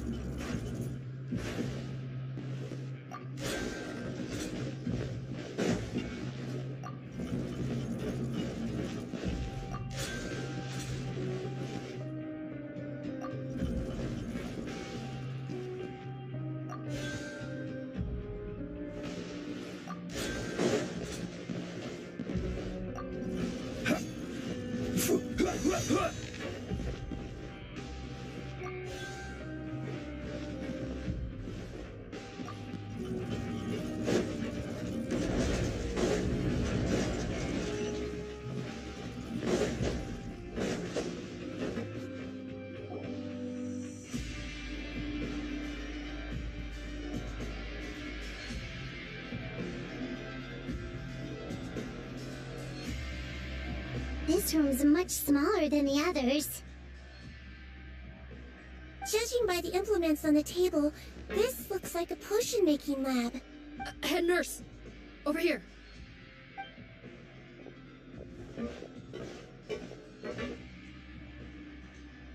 Let's see.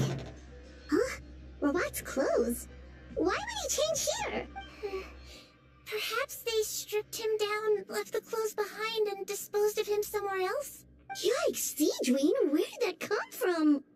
Oh, what a tragic way to go. Especially with such a bright future ahead of him.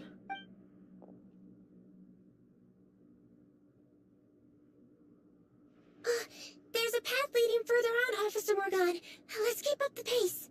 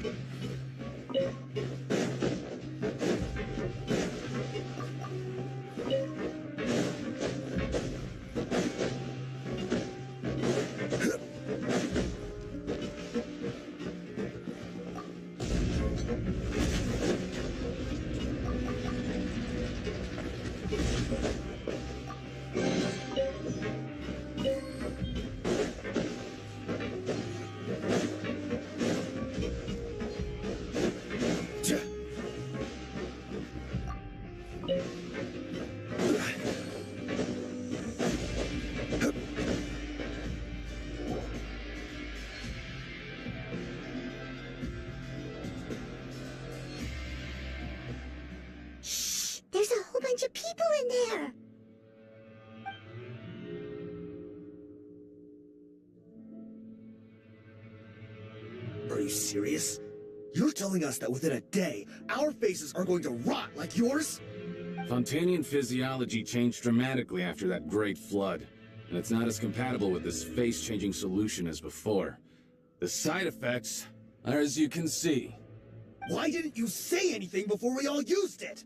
Look, my plan got you all out of prison, didn't it?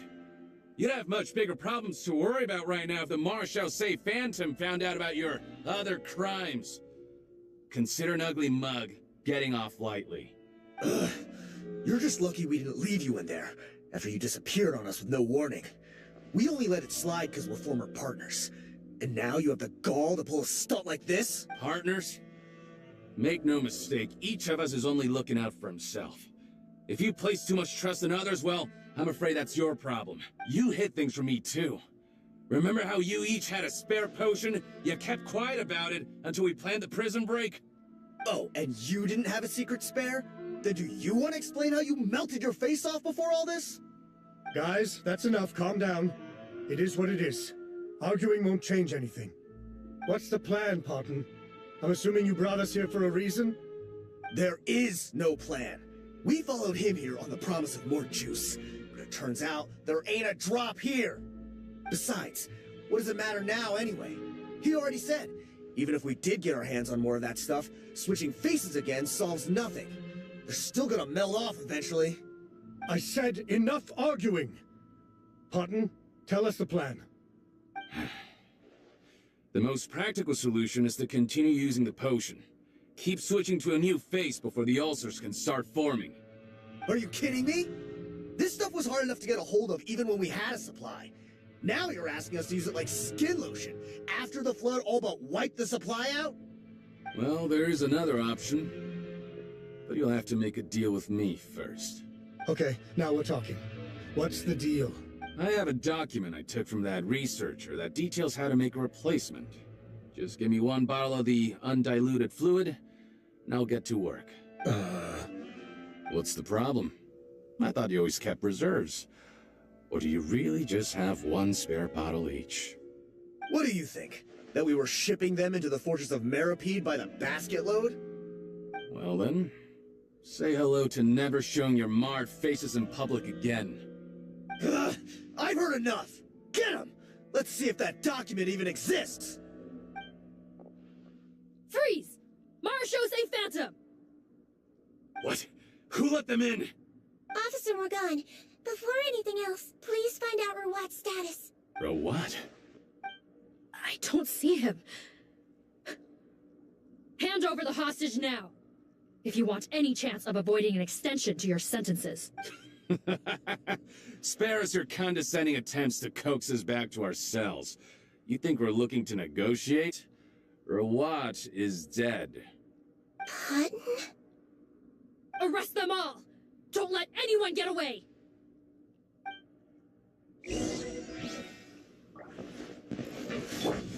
Everyone move in!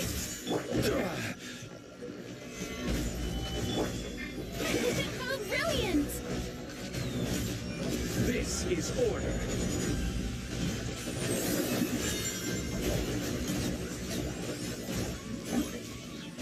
Let's blow bubbles! Another test subject. Come on, freeze!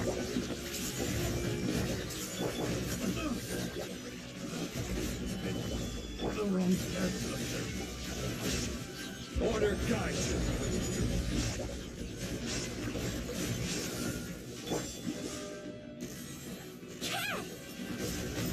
Floaty Woody!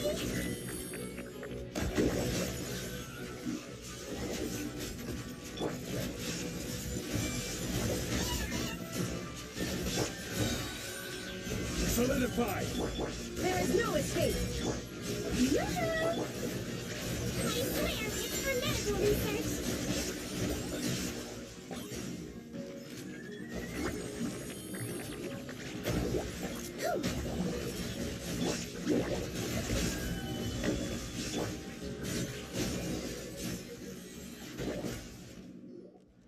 Huh. Gotta say, I never expected to see the head nurse in combat. Some patients respond better to a more aggressive treatment plan. Did we get everyone? Captain, we finished the head count. Button's missing. Over there! The door's closing!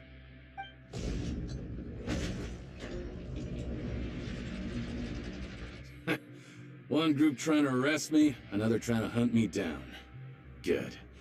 I gotta kill two birds with one stone. How did he get up there? There must be a secret passage somewhere.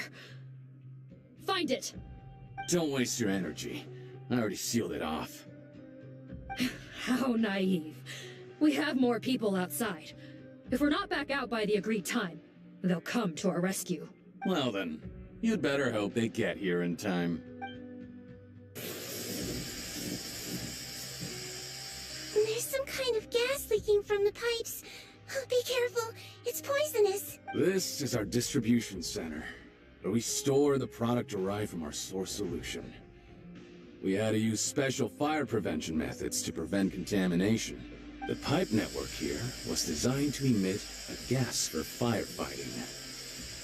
One little modification later, and it makes an efficient death trap. Why would you do this? Your partners are here too. Oh, please. If they can't supply what I need, they're of no further use to me. Besides, I can't have them exposing my potential whereabouts. He's a maniac! Come on, we gotta find a way to open that door! Go ahead, struggle in vain. Once the last of you croaks, no one will ever find me again. So long! Are you sure you're ready to leave, Cotton? You haven't changed your dressing today. You can't cure my face, just give up. And what if I could? Nice try. You're just trying to stall me. Don't you worry about me. I'll find a way to cure my face once I get out of here. Oh, I doubt it. After all, Fontanians can no longer dissolve in primordial seawater. What the... How did you... The key component of the face-changing potion is the fluid left behind by dissolved Fontanians. It might look like ordinary water, but it has some unique elements in it. Before the flood, all Fontanians were oceanids, physiologically speaking. A potion made from that fluid could dissolve and reconstruct the face of a Fontanian in much the same way as hydroidolins change form. Theoretically, it could give someone any appearance they wished. But since the flood, Fontanians have become true humans. They can no longer provide the source material for this potion, nor reap its benefits. Are you saying this potion is made from Fontanians dissolved with primordial seawater? Then their crimes are far worse than I thought. How could you know all of this? No, wait. Of course! Well, well. So that's why you have a human appearance. It also means that I have a formula you're unaware of. The air's getting thicker. It's getting hard to breathe.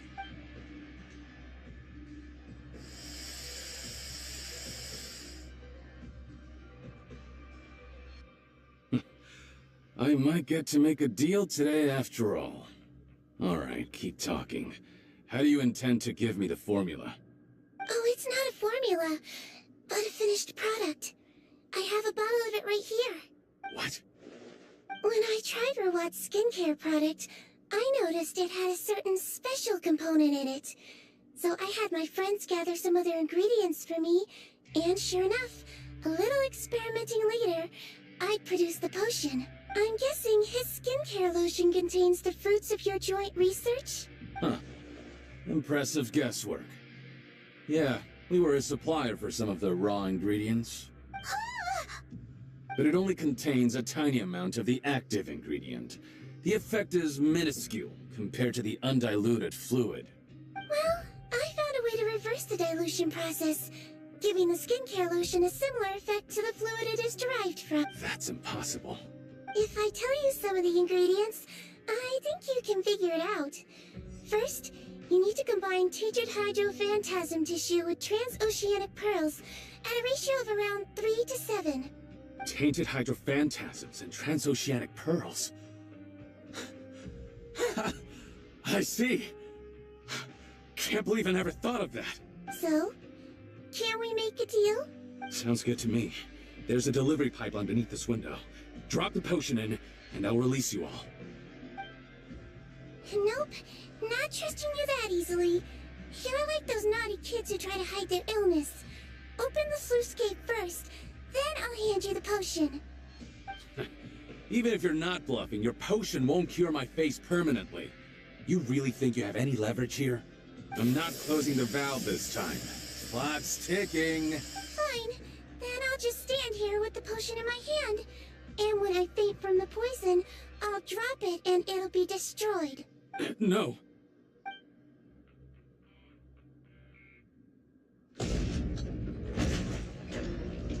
It's open! Disable that sluice gate! Jam it! Don't let it close again! That's more like it. In that case, a promise is a promise. Head nurse, there's too much poison gas in here. We have to leave, now!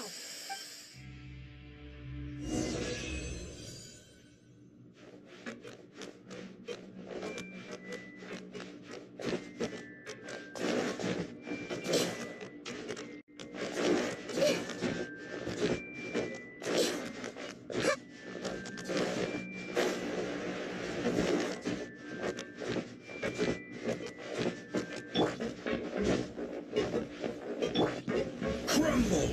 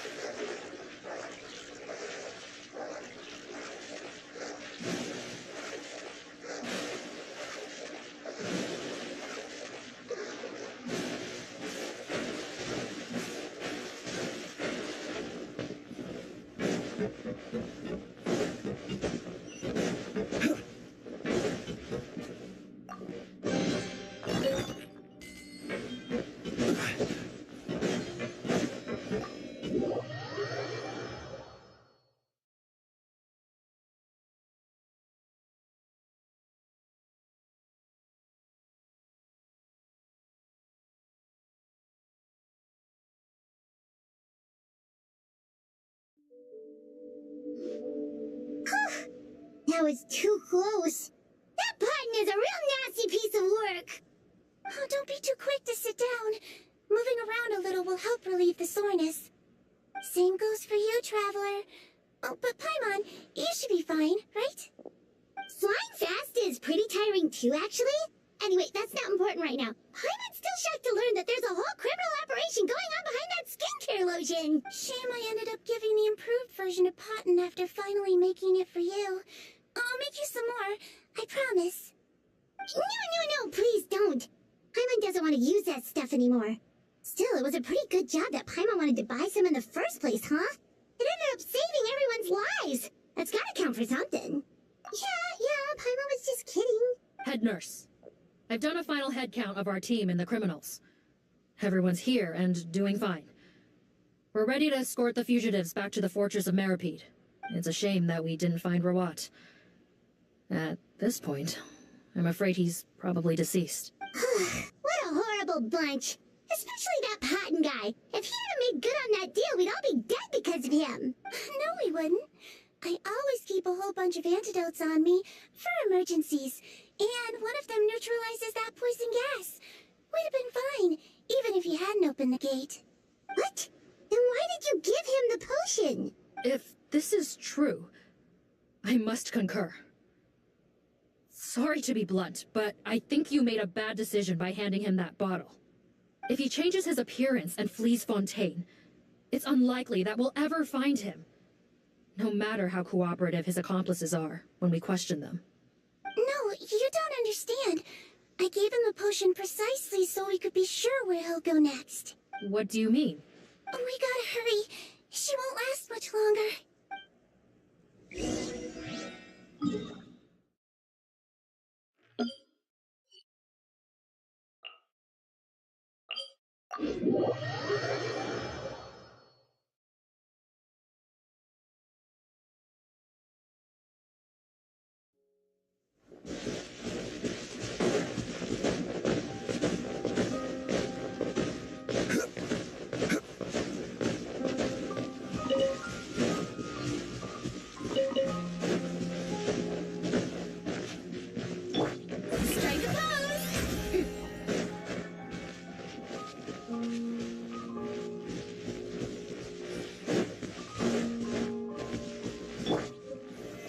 Stabilize!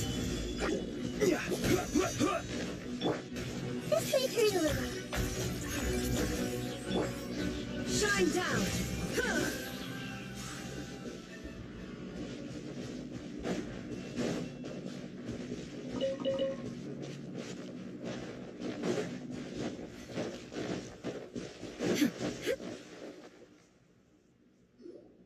Don't move a muscle. I might be short, but I pack a mean punch, Captain. You're just in time. While I was lying in wait, I spotted this crook snooping around, trying to find a way in. So I detained him. Oh, his face. Are you... Potton? So this is where you were heading, huh? What? This is how Potton looked before his face was marred. His current appearance matches the mugshot on his arrest warrant. I see. Wait, so what's going on? Wasn't the whole point of the potion to disguise himself and escape Fontaine? Why would he change back to his original face and run right into our trap? Enough of this nonsense. Let me in. You better pipe down. There's an old lady in there who's very sick. No way are we letting a crook like you in. To heck with it. Listen to me. I'm Rawat. That's my mother in there. He's gotta be lying, right? Rawat was a victim in all this. He was forced into it against his will. How can he and this monster be the same person? Forced against his will. That's the funniest thing I've heard all day. Heck, when I was being coerced, everyone thought I was colluding of my own free will. And then when I actually became a criminal in my own right, you all suddenly thought I must be under duress. Amazing what a difference a handsome face makes.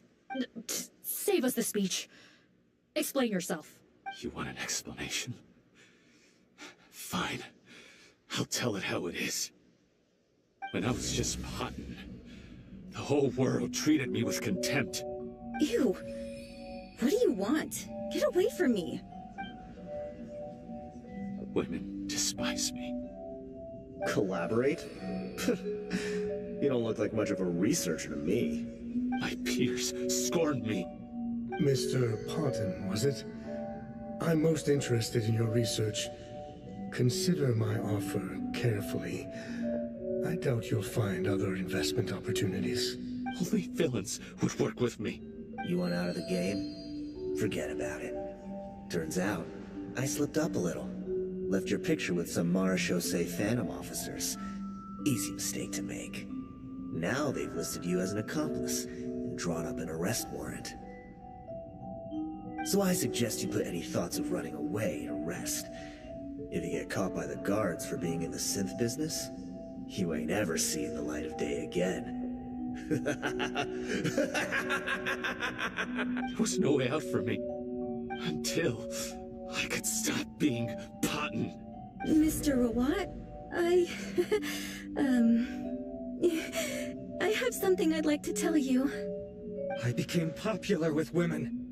This new potion you developed is fascinating. Genius, in fact.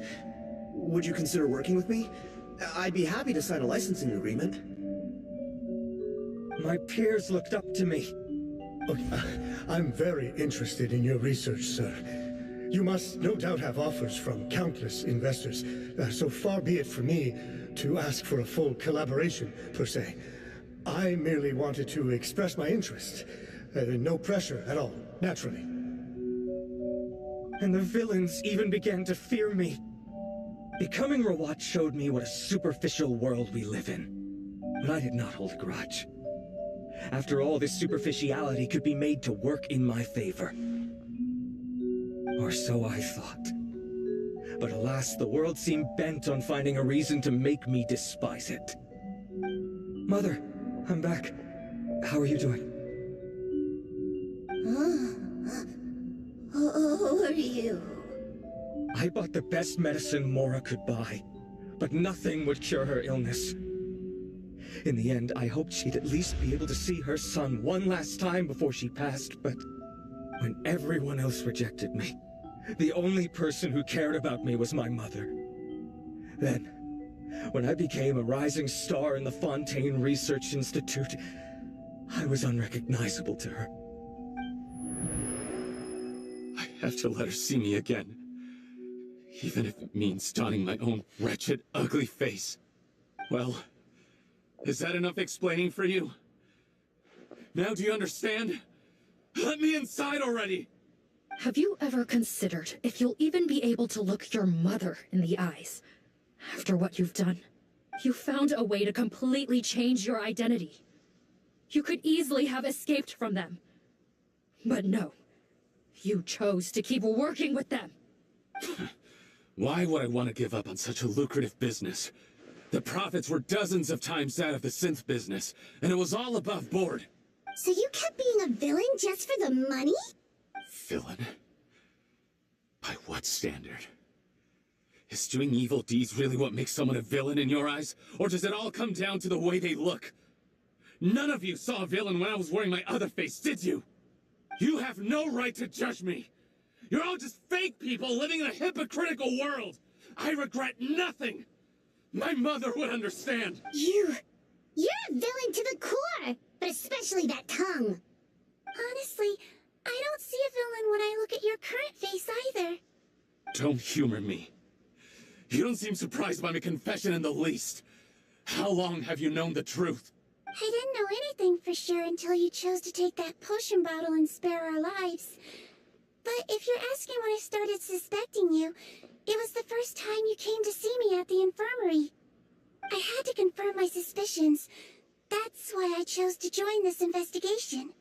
Are you kidding me? A young, promising researcher and a wretched criminal? What on earth gave you the idea that they could be one and the same person? Well, there were no visual clues. This potion's face-changing effects are very powerful.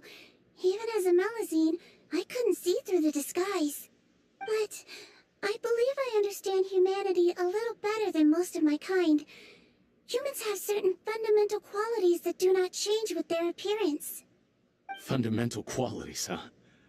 So you think you're the one who's seen through me, do you? Most people probably don't know this, but I think I can guess what your deal is. Melazine constitutions are very close to that of water, so it stands to reason that the potion should work on them too. You used it yourself, didn't you? That's why you have a human appearance. Cedrine? Yes, you're right. I'll bet it was back in the days when Melazines were discriminated against because of their appearance. It was either carry on living in the gutters as part of an alien race cast out by humanity, or become the head nurse of the fortress of Meripede, revered by all. Not a hard choice to make. It's a no-brainer. So you see, you and I were the same. And I'm the one who saw through you! That's not important right now. You came here to see your mother, didn't you? Well, I can grant you your wish. Huh? Head nurse, I'm not sure that's a good idea in his current state. Don't worry. Back in the warehouse when I traded the potion for our lives, I was doing it to test him. He was willing to risk sacrificing his only chance of escaping capture by opening the gate in exchange for the potion. Also, he could see his mother again. If nothing else, his concern for his mother is genuine. I see. So before you arrest him, please allow him to see his mother one last time. The Traveler and I will accompany him. You have nothing to worry about. All right. I understand.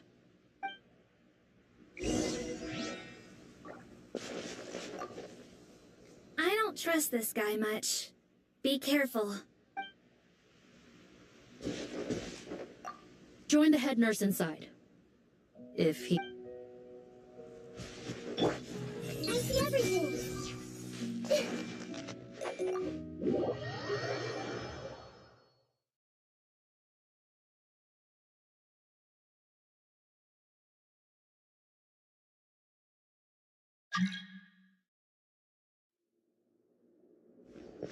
Mom?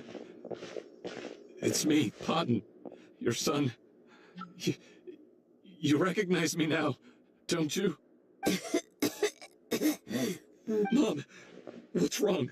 I'm sorry, but I have some bad news. I examined your mother last time we were here, and it appears that due to her prolonged fever, she's lost her eyesight.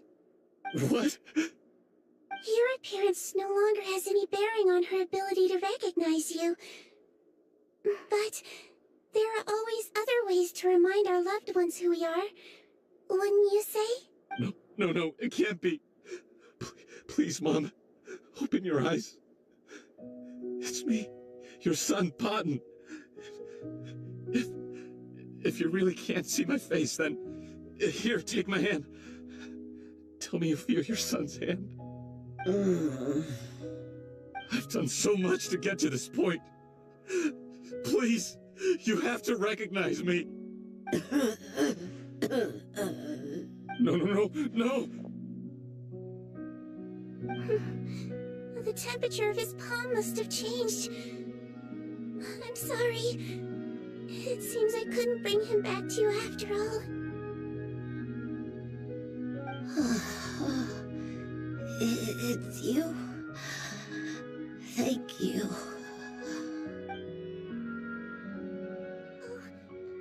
Of course.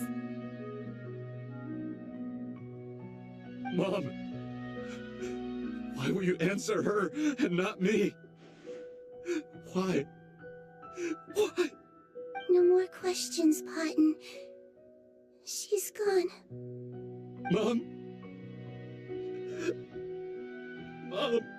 I'm sorry to say this, Potton, but you and I are not the same.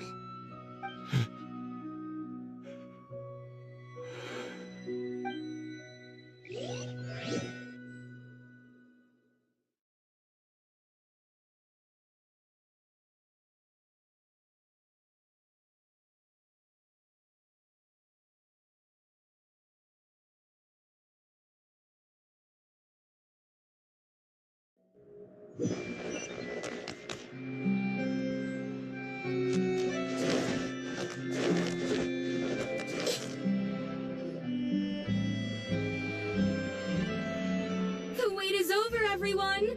The sale of our new skincare product, Romaritime Essence, will now begin. Another skincare promotion! And it's selling as fast as last time. Wonder what people would think if they knew what was in the last batch. Oh, Seedween's here too! Hey, Seedween! Oh, Traveler Paimon, hello! Oh, I hope you two got a good rest yesterday after all your hard work. Of course! Nurse's orders, right? Anyway, are you here to take notes for your next article? Actually, I'm mostly here to help Officer Morgan wrap up yesterday's case. Ah, that reminds Paimon. That stuff sold like crazy, didn't it? Is it gonna cause huge problems? Nope, there's nothing to worry about. Unless modified, Butterfly Dew is an excellent skincare product that's completely safe to use. Besides, officers have already retrieved all Butterfly Dew purchased on the market. Now it's just a matter of disposal. After consulting Monsieur Nervulette, I came up with a way to neutralize any harmful effects, so it'll evaporate naturally without polluting water or soil. Wow, it's Seedween to the rescue again! Thank you for serving as our consultant, head nurse. All the butterfly dew we recovered has been disposed of, according to your instructions. Great! Good job, everyone! Also, you mentioned you wanted a copy of Rawat's interrogation records. Well, technically, Potton's records. Anyway, I have them with me. Here, after he saw his mother for the last time, it was like all his mental defenses came crashing down. He put up no resistance during the interrogation, and answered all our questions. We learned a lot. Apparently, the formula was something he discovered by chance, while helping the criminal gang produce synth. Later, he came up with the idea to dilute it, and use the resulting substance as a skincare product. Their supplier was Vache. But you could also argue that they were the ones doing him a favor. His operation helped Vache's gang dispose of an enormous amount of evidence. It made for a seamless collaboration. One man's trash was another man's treasure, and there were no loose ends. It's no wonder we never noticed what Potton's gang was up to. Vache again, huh? Is there still no end to the harm he caused? Make no mistake. The crimes of Vache and his accomplices will come to an end. it's only a matter of time. Since the flood cut off their supply of primordial seawater, they've been forced to resort to riskier methods, like using their private reserve to attack people on the street. Naturally, those attempts all ended in failure. After receiving numerous reports, we were able to zero in on the gang and eventually round them up. That sounds more like it. Based on what he told us in his confession, we pretty much had him backed into a corner, even though he made a point of distancing himself from the gang while disguised as Rawat. He tried to throw us off his tail by reporting his accomplices, giving him enough time to transform back into Potton and see his mother one last time. But there was one thing he hadn't anticipated. Even though Potton had been missing for a long time, we were very much still on the lookout for him. So the moment he appeared in public after changing back to his original appearance, we caught him. So he tried this once before, huh? Guess he really did want his mother to see him again. But in the end... Looking at the interrogation records, it seems like he spent the first sum of money he earned as Rawat on his mother's treatment. Yes, which is why I suspect that his initial motive for using the potion was not personal greed, but a desire to become somebody who had the power to save her. Even so, he went too far. In the end, he got what he deserved. I understand. Thank you for bringing me these records. Why did you want them anyway? Potton was one of my patients, so I need to put together a medical file for him.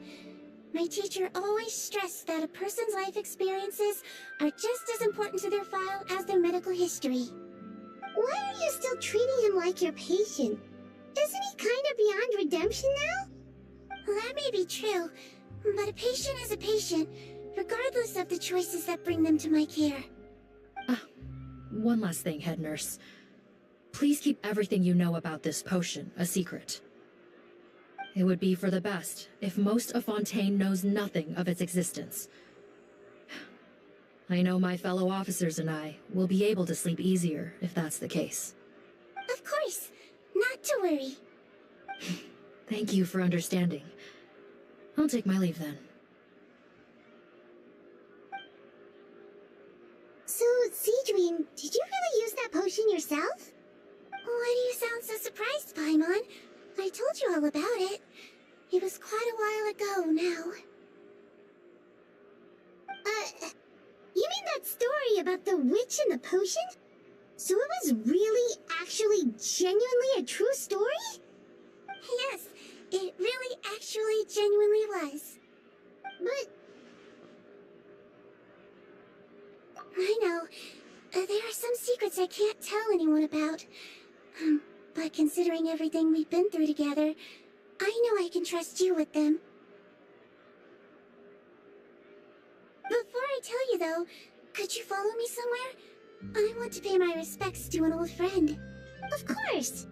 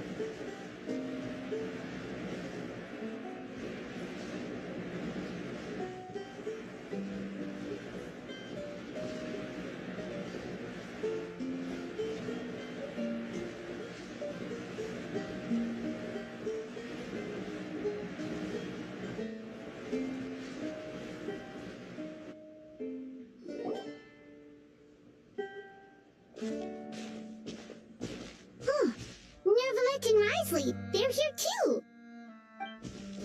Good to see you, Traveler. Paimon. I trust all has been going well for you? Big news, everyone. The Udex is out of his office on important business. Hmm? Is that genuinely something people would consider big news? Why wouldn't they? Important business is a big deal. Ah, yes, you're quite right. When someone you care about requires emotional support, being there for them at the right time and place is of the utmost importance.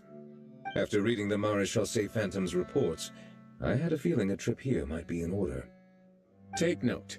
That, my friends, is how Monsieur Neuvillette shows that he cares. We're both here for the same purpose, actually, to accompany Sigewinne as she pays her respects to her late teacher. So the old friend she mentioned was her teacher then? The witch? Oh, sorry. Paimon didn't mean to be rude. It's only 'cause Sigewinne calls her that all the time, so... I doubt she considers that title to be offensive, Paimon. Don't worry. Indeed. In fact, I believe Sigewinne would take it as a sign of affection. She has spoken of this doctor on many occasions, and it sounds like she was a truly generous individual. In those days, many people harbored prejudices against Melusines. She was the only teacher willing to take Sigewinne on as a student. Wow. It's really nice of you two to be here for Sigewinne. Guess you guys really look out for your younger colleagues, huh? Younger colleague? Well, that might be true for the Udex, but I'm not sure I can say the same. Sigewinne served a sentence in the fortress of Meripede hundreds of years ago, and after she did her time, she decided to stick around. She's been an integral part of our administration ever since. Strictly speaking, the head nurse has been around longer than most people in the fortress, myself included. Pretty sure that makes me the younger colleague. She served a sentence?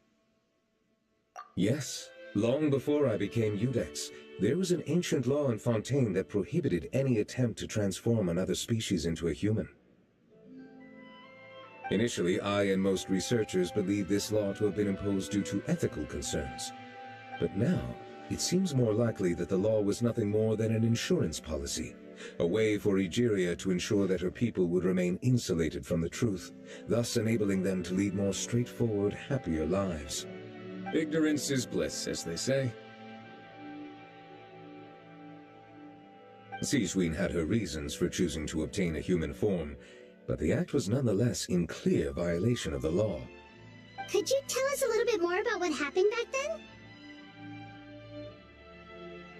Certainly. Sigewinne does not object to her close friends learning about her history. In fact, I first learned of it myself because she confessed the truth to me of her own volition.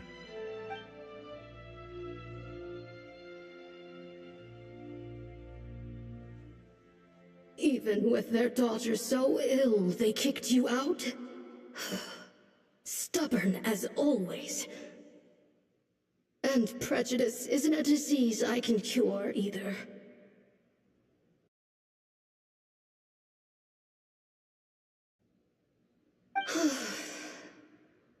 Shame that I don't have the energy to get over there. You're laughable, you old witch. You want to save everyone in Fontaine, but you can't even save the patient before you. Master, what are you... I discovered a strange disease, one I suspect that every Fontainian suffers from. But without witnesses or proof, no one will believe me. I had no choice but to experiment on myself to find a cure, but I hit a wall. And as you can see, it took a wretched toll on me. Then, I'll find a cure for you, and then you can go cure her. There's no need. I am beyond saving now. There's nothing you can do. But, Master... As I said before, a doctor's duty is to treat whatever ailments they can. I know, but they don't trust me at all.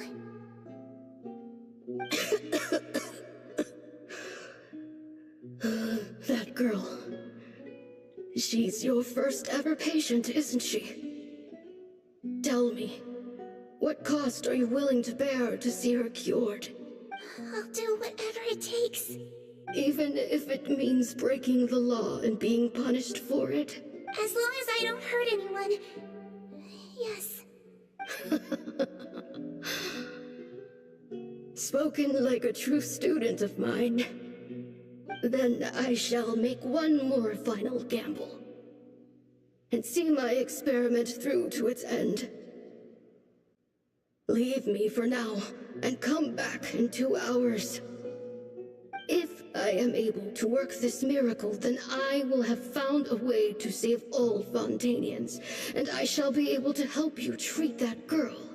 If not, then it means there is one more disease in this world that I cannot treat. In that case, do not come looking for me. I will leave you a parting gift. An accidental discovery happened upon through my study of this strange disease. It has little use, but it will at least help you cure this one patient you can reach.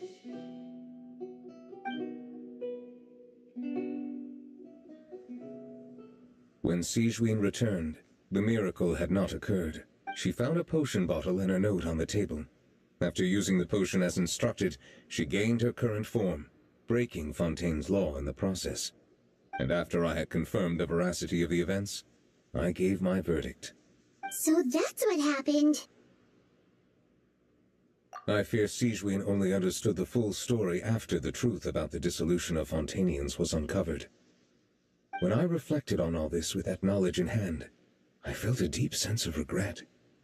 As I use the law to uphold justice, there are times when I cannot help but acknowledge its ruthlessness. After the final details of the events surrounding Sigewinne's transformation came to light, I checked several sources and, thankfully, the legal code does not require Sigewinne to shoulder any additional punishment. Wonder how she feels about all this. Since she invited you here, I imagine she intends to speak of these matters with you, no?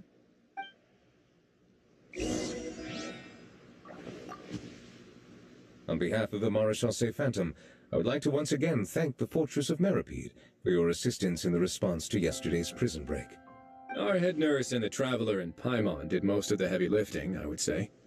Sigewinne seems to be in good spirits. I trust work hasn't been too hard on her lately? Well, she might be the only permanent medical staff in the fortress, but there's plenty of people with medical knowledge willing to help her out. I am most relieved to hear it. The way you're asking after her well-being makes you sound like a concerned parent. Well, I won't lie. I've always seen myself that way. Showing your age a bit there, don't you think? Indeed. Actually, I often forget just how much older I am than you. Well, while we're on the topic, what did you do before getting this job, anyway? Spend all day swimming in the sea, from east to west, and then north to south? Yes, and, from the surface to the ocean floor on occasion. Wow. Impressive. Apologies, that was merely an attempt at humor. You can disregard what I said. That's impossible, I'm afraid. My imagination's already running wild.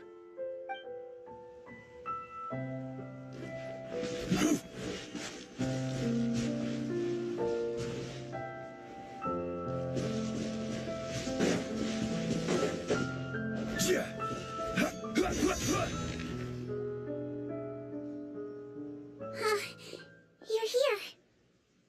The old friend I mentioned was my teacher. When she... Sigewinne, the witch who gave you the magic potion, she was your teacher.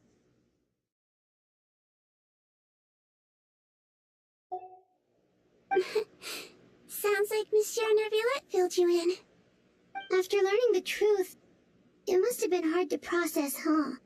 Well, to be honest, after I realized what really happened that night, my first thought was that it kind of made sense.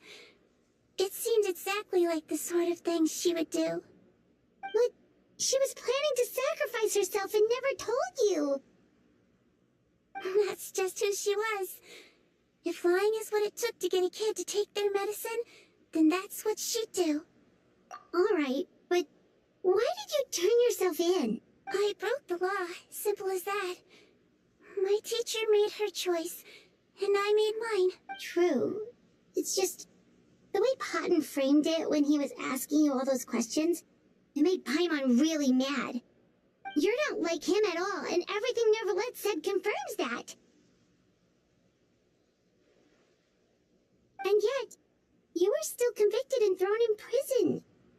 It just feels so unfair. Unfair? I happen to think just the opposite. If I hadn't served that time, I'm not sure I would have been able to stay strong when he was questioning me. What makes you say that? I knew you'd be curious. Let me tell you a story. The verdict came down. This Melusine is guilty. Deudex defended the authority of Fontaine law, but he did not confiscate the Melusine's medical kit. And so, the Fortress of Meripede gained a new little doctor. She still wore her hood and raincoat, even though it never rained in the fortress.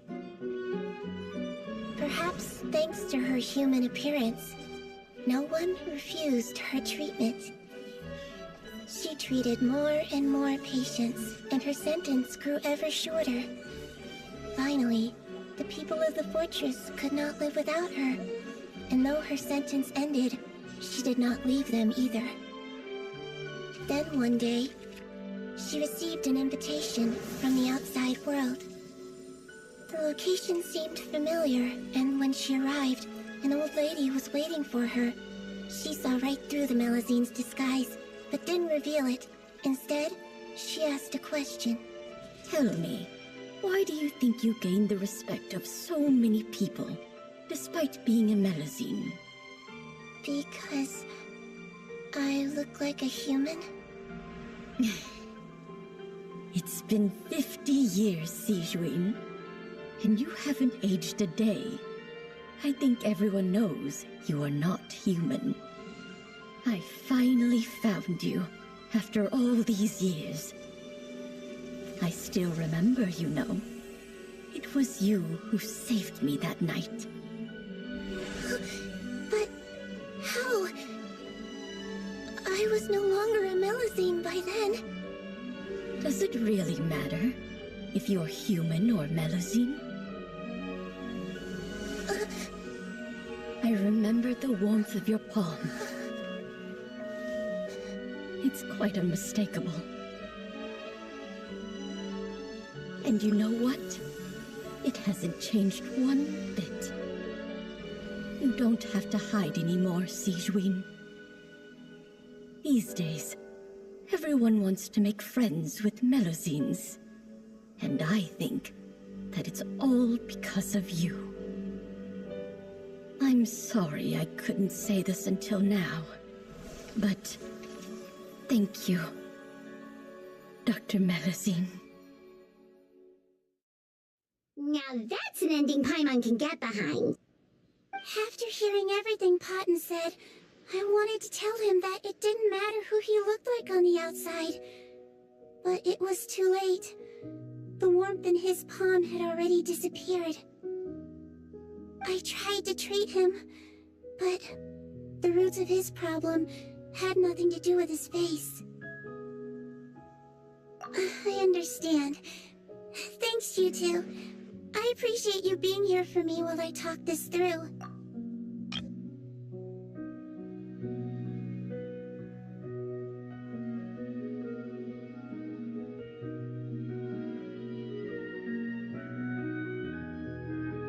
Oh, it's nothing. Our pleasure. Oh, there's one more reason I invited you here. It's about time I finally give you what I promised. In order to restore the appearances of the face-swapping victims, the Marechaussee Phantom gave me special permission to make a few bottles of that potion. And I made one extra just for you two.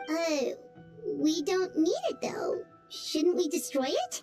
Well, even if you chose to destroy it, I still thought I should give it to you first. You two did so much for me. How could I break my promise? Well, fair enough, but anyway, Paimon's definitely not interested in this stuff anymore. Still, if this is the very last bottle in all of Teyvat, getting rid of it would feel like kind of a waste. Maybe we can give it a special meaning somehow. Oh, Paimon's got it! Melusine physiology wasn't affected by the Great Flood, right? So that means the potion should have a permanent effect on you. In that case, what do you say, Cedrine? Ever thought about transforming back to the way you used to look? After all, from a Melusine point of view, Paimon bets Melusines look the cutest of all. Paimon, after everything, do you really think it matters whether I'm Melusine or a human? Well, what was Paimon thinking? You made up your mind a long time ago. Yeah, let's just destroy this thing. Leave it to me.